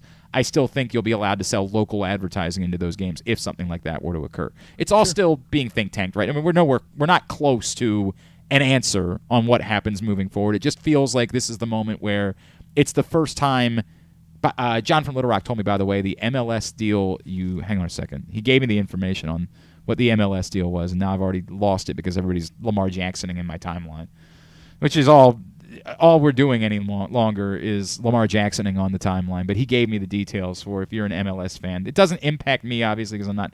For MLS on Apple TV, you have to pay for the MLS package. So there's a very specific, you're an Apple TV subscriber, that doesn't just give you the MLS games. You have to pay for, an MLS sub-channel, I guess, at that point in order to get them all. So that's the story on that. Is that it? That's it. All That's right, what I got. Excellent. $3 billion is the number. Here's what's coming up this weekend, totally tubular-wise. It's brought to you by your local Toyota dealer, buyatoyota.com. The Toyota Tacoma comes in a range of models and trim lines, so you can choose the perfect Tacoma to reflect your unique personality and driving habits. Check out buyatoyota.com for deals on new Tacomas from your local Toyota dealer today. As Stan mentioned, CIAA semifinals today and tonight, men's and women's. All that's on ESPN+. Tomorrow, the men's championship is at 1 o'clock. And that's only on ESPN+. The women's championship is at 4 on ESPNU. So if you can't make it to the arena to check it out, you can watch the CIAA tournament. Local hoops this weekend. Tonight, Maryland, Ohio State women at 6 on Big Ten Network. Big one for Navy tomorrow against Colgate. They're the two top teams in the Patriot League. Navy hosts Colgate in the regular season finale at 4 o'clock. That's on CBS Sports Network. Of course, Maryland on Sunday against Northwestern at noon on Big Ten Network. Bruce Weber is going to tell us more about that here in a minute. Spring training games get underway. For the Orioles, no TV this weekend, but there will be radio. For what? There's no I know, TV? right? You were screaming about that. There will be radio broadcasts for both the games this weekend. I know Drew Rahm is pitching tomorrow. I don't know if we know anything more about. I think Kramer's going Sunday, I believe. Okay, Dean Kramer going on Sunday. You can find all that at glennclarkradio.com. And then is he leaving after that to go to the World Israel? Baseball Classic? I would guess. Yeah, I would guess. I did see a great story. We tried to reach out to him. I did not know that Adam Lowen was going to participate. I assume as a pitcher. Is he Team Israel? No, he's Canada. Canada is where he's from. Canada. Yeah. I assume he's doing it as a pitcher because that was the last thing we saw him do. Adam Lowen's story is so unbelievable, right? I know that there are people in Baltimore that think negatively about Adam Lowen because he was so hyped and he never lived up to that hype. I was just pissed that when he got healthy enough to play again, he signed with Toronto rather than the Orioles. Given it sunk a lot of money in him. It felt like there was some negative connotation between the Orioles telling him he couldn't be a hitter, right? And that there was just no. Okay, that might it make was sense. difficult to repair. I remember talking to him when he debuted in Toronto. He called in one time, and I remember there being an allusion to he wanted to do the Shohei Ohtani thing. Like, he wanted to try to be a two-way player coming up to the minors, and the Orioles said, no way, no how, not happening. You can only pitch. But, of course, Adam Lowen ultimately made it to the bigs again with the Blue Jays as a hitter and then converted back to a pitcher again and got back to the bigs with the Phillies a few years later. It's just it's a wild cool story. It's an unbelievable story. But he at nearly 40, I guess he's 39 at this point, is going to play for Team Canada. Very cool. In the World Baseball Classic, which is a neat thing. Look, everything else, just go to glennclarkradio.com. It's all there for the Totally Tubular this weekend. Hang on. Griffin told me There isn't. Woody Harrelson is hosting Saturday Night Live this weekend. Always on board with that. Yes, always on board with the idea. New season of Outer Banks on Netflix. Oh, yes. The young people are very much into it. The young people care deeply about Outer Banks. I won't be watching. And Cocaine Bear is in theaters this weekend, right? You're right. I will. A great plot. Stan? Well, apparently I have to watch this movie. I have to watch this movie. Someone, I don't know if this is true, but someone said it was based on a real story. It's based on a true story. Wow. I don't know how much of the movie is the actual retelling of the story, but there is a true story involving a bear ingesting. You got to feel like the film industry is just running out of ideas at this point. By the way, this is a great idea. You're wrong. By the way, was that Ray Liotta's last film? Oh, I don't know. I don't know if that's. Hang on a second. That's a great question, Stan. I don't know the answer to that. I'll check on that. I have a feeling he snuck another one in, but Isaiah Whitlock is in it, of course, who was Senator Clay Davis on The Wire, famous for shit. Like that's him. He's in Cocaine Bear as well. You guys can make fun of me all you want. I'm watching Cocaine Bear. I won't. Glenn, you can have a great time. I won't go to the movie theater to see it this weekend. Although I'd like to. I'd love if somebody was up for it. Man, if that Disney World trip didn't happen, you'd have the. Yeah, I would have the funds to be able to go to the movie theater. I wonder if that movie will cause a sort of an uptick in bears using cocaine. No, an excuse why you would carry around a lot of cocaine. Like while you're out in the woods. Okay. It wouldn't be like I'm drug smuggling or I'm intending to sell it. It's because it's just for the bears. Yeah, that way you can neutralize the. I don't think that'll work, Stan. By the way, no, Ray Liotta apparently did 3 more movies beyond Cocaine Bear before he passed. Yes. Incidentally, last night I was watching the AARP, the sort of the Academy Awards for grown-ups. Okay. And it was very entertaining. That movie that's on Apple Television. It was actually, as you know, I don't subscribe. It was actually Blackbird. I do remember. It was about a serial killer. Mm-hmm. It was actually written with Ray Liotta in mind for the part. Oh, man. Oh, love Ray Liotta. Dude. Absolutely love Ray Liotta. All right, very good. Hey, don't forget, gambling can be fun, but you should set a limit, stay within it. Remember that if you or a loved one has a gambling problem, call 1-800-GAMBLER 24/7 or visit helpmygamblingproblem.org. Stan, you, of course, will be back on Monday with Rick Dempsey. Rick Dempsey and Ross Grimsley and I will chat baseball at 6 o'clock on Monday, 3 o'clock his time out on the left coast. And then on Thursday, Pete Shinnick Towson football coach. And then I'm in with you next Friday, and then I'm not in the next Friday. Because you will be down in Florida. I get it. That is correct, sir. At Stan the Fan on Twitter, and he'll be on the Bataround tomorrow morning with Paul and Zach, 10 to noon. Make sure you tune in, talking baseball with the guys. Zach, you're on Twitter. At ZGoodman20. At ZGoodman20. Give him a follow there. Thanks today to Tom Crean. Thanks to Paul Cantabene. And you're about to hear from Bruce Weber. We'll get all that up in the greatest hits a little bit later on today. Monday, I have no idea what's on the docket. Griffin will be back, and normally he would tell me, but I don't know off the top of my head. But does he have a new job on Fridays? No, he. I'll tell you off the air. Tell you off the air. It's nothing. Everything's good. Everything's good. Just wanted to take the day off, and I understand why. Thanks to all of our great sponsors and partners. Thanks to everybody at PressBox. Thanks to the Baltimore County Police Department, Problem Gambling, Royal Farms, the Costas Inn, Maryland Jockey Club, Great Eights Memorabilia, Maryland Vascular Specialists, Birdland Sports. Get your T-shirt. Already had at least a couple of people email me, but keep emailing me throughout the day. As to what I eat what is the Friday delicious morning. treat that Stan likes to enjoy on Friday mornings before the show. Someone who has the correct answer is going to win a free T-shirt from birdlandsports.com. Your local Toyota dealer, buyatoyota.com. Thanks to Griffin, as always, at Griffin_Bass. Follow us, Twitter, Instagram, and TikTok at Glenn Clark Radio. Have a great weekend. Go local hoops and local lacrosse teams. Duke sucks. We wrap up today's show previewing Maryland Northwestern with Bruce Weber. Well, coming up this Sunday, huge game between Maryland and Northwestern in College Park. Joining us now, Big Ten Network analyst. We saw him in studio Wednesday night as Maryland was taking on Minnesota. He is the coach. Coach Bruce Weber back with us on GCR. Coach, it's Glenn in Baltimore. It's great to chat with you. You definitely, before the season began, I know you said Maryland Northwestern here coming up at the end of February was going to be one of the biggest games all year in the conference, right? No doubt. I got that crystal ball, and I could see it coming. Yeah. So, but, it is funny. When at Coach Willard at Media Day, when we were in Minneapolis, he was really, really positive about his guys, and you could tell there was a level of confidence with the players. And it's interesting. And I went back to the table because, you go around and you talk, and I went back to the table and I said, hey, they feel like they're pretty good. And you start looking at the roster, and they had older players, which is a big, big ingredient in having success. Getting old and staying old always helps in college basketball now. And they've had unbelievable success. He's done a great job with them. Obviously, their home court advantage is just amazing.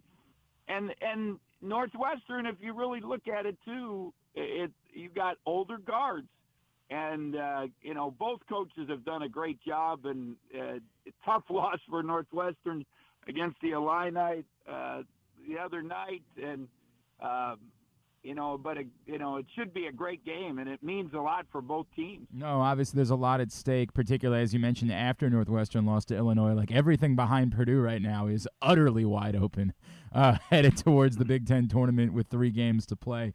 I'll ask you this question, Coach: who should be Big Ten Coach of the Year at this point?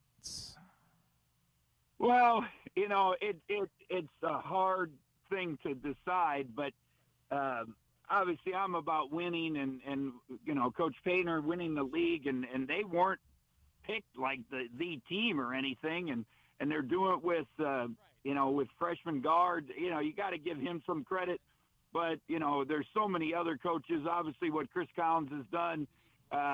We didn't even really talk about Northwestern at media day, to be honest, because they have not been very good, and no one expected anything out of them. And he's done an amazing job. Coach Willard, has done well.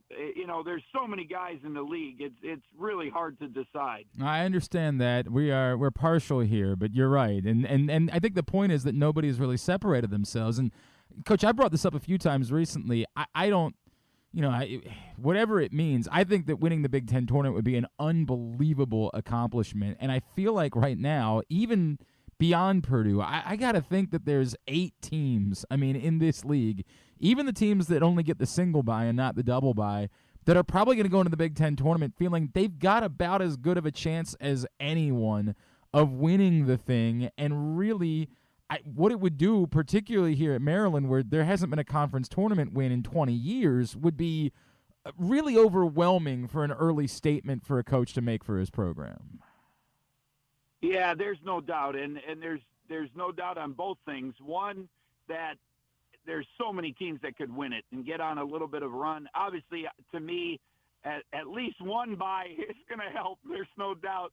Not having to play, Wednesday would make a big difference. Obviously, the double bye makes a big difference. Just in the, I've been through it as a coach. We tried to play 4 nights, and you get to that 4th night, and it's tough. But it has been done. It was done last year, I think, by Iowa. Had the nice run, and then for Coach Willard to get that team, if they would find a way to win a conference tournament championship, obviously would create a lot of excitement there going into the tournament and help him for his future. There's no doubt about that with the excitement of the program. He is Coach Bruce Weber from the Big Ten Network. He's with us here on GCR. Again, Maryland Northwestern, Sunday at noon on BTN. Coach, there's another sort of thing that's percolating around here, which is a decision that Jahmir Young is going to have to make. And, Jahmir's been a revelation in coming back to this area after playing at Charlotte, and he's had this magical season and has been the straw that stirs the drink for Maryland. And, he could go on and probably not going to be the NBA. I know nothing's impossible, but it just doesn't look like that's probably the place where he would end up now, although he could maybe start his way on that path in the G League or go overseas. But given NIL at this point, is there an argument for, this Maryland team might have the chance to do something really special a year from now? Maybe it makes sense to come back, make some NIL money, play a 5th year, and etch yourself further into the history books at Maryland before you go on to whatever your pro career is going to be. I would totally agree, and we were talking about it in the studio the other night. Back in the green room, there's several teams that could bring a lot of guys back, and if they, you don't know what's going in the locker room, but it sure looks like they enjoy each other, they play well together, and for him, if the NBA right now he's not getting that feedback, another year of playing high-level basketball, it's going to help him. There's no doubt. And as you bring up, that's a big factor to NIL money. If it's comparable to what you'd make in the G League, why not do that? Get a master's degree, give yourself, great connections for your future, and it would be a real positive thing for him and obviously the program. I think it would be, it would go a long way into whatever it is that Kevin Willard is going to accomplish here early in his career. I guess with that in mind, Coach, again, I don't want to get too carried away about this, but I think around here we're thinking if this is the floor, right, if this is what Kevin Willard's been able to do with very little recruiting, with a team that's very thin, not a very good three-point shooting team, and this is the floor as being extraordinarily competitive in the Big Ten, how carried away should we be getting about what might be possible here at Maryland in the coming years? Well, obviously getting those guys to come back next year will be really important for him because, as I said earlier, get old and stay old if that's possible, and that would give them a nice bridge to that next group. And you don't want to have to, you got to bring young guys in the program, there's no doubt. But if you just see it around the country, if you have to rely on all young players, it would make it tough. And, a nice run here in the tournament, the Big Ten tournament, into the NCAA tournament, getting excitement going. Maybe it gets the juices going with the players, and they have some kind of little group pack that they're going to come back and will even do more damage. So it's been fun to watch their team. I like some of their other guys. Obviously Reese is making some progress. Hart has really played well. Yep. Coach Willard said one time he might be the best player. That was a while back. We just kind of chuckled in the studio. But now the way he's playing, he is showing up as one of the better players. So he does a lot for them. So it would do wonders for Coach to keep some of those guys. If he keeps them all, that would be really special. What is it going to take for them? They got these 3 games. The home game, obviously, against Northwestern, which is great news for Maryland because they've been really good at home, but we know Northwestern is good. A road game at Ohio State that we know isn't very good, and then a road game at Penn State. And it's a Maryland team that struggled so much on the road. They just lost to Nebraska, and I know Nebraska's playing much better, but they on the year their only road wins are Minnesota and Louisville, and boy, those teams are very bad. Coach, how does Maryland get the job done in a road game that might matter a lot? How do they avoid some of the issues they've dealt with when they've played on the road this season? Well, Ohio State played better last night, and, it seems like they have a breaking point in games. And if you can just stay after them and be consistent, just do what you do. They were able to break Minnesota up there. I think that's going to be a key. Penn State is going to be huge because if they keep winning, it's going to be big for them to get in, and to get a win against Maryland would be really, really important to them. So, you just, as a coach, you just got to worry about the next one, and that's Northwestern. That's at home. It's not going to be easy, but it should be a lot of fun to watch here for Maryland and the whole Big Ten this last week of the season, because all year, I mean, we just laugh in the studio because you just don't know what to expect, and every time you think you got it figured out, something changes. So it should be fun for them and the league. Oh, no question about it. A big one on Sunday again, Maryland Northwestern at noon. Coach, when we seeing you next on Big Ten Network? Next week, Tuesday, Wednesday, and then I'll be with our group. We'll all be in the United Center for the Big Ten tournament. So we're there for the whole duration. We got a marathon, so hopefully we have some great games, and it'll be fun to be part of it. Looking forward to that. At Coach Bruce Weber on Twitter is how you follow him. Coach, I told you this before. You bring an amount of joy, an amount of fun to the studio this season that we have so greatly appreciated. We like the fact that it seems like you enjoy what you're doing. That goes a long way, and it is felt through the TV. Thank you for taking the time for us this morning. Enjoy the rest of the season, all right? Yes, thank you. Thanks for being on. It's been fun, and hopefully you have a great finish.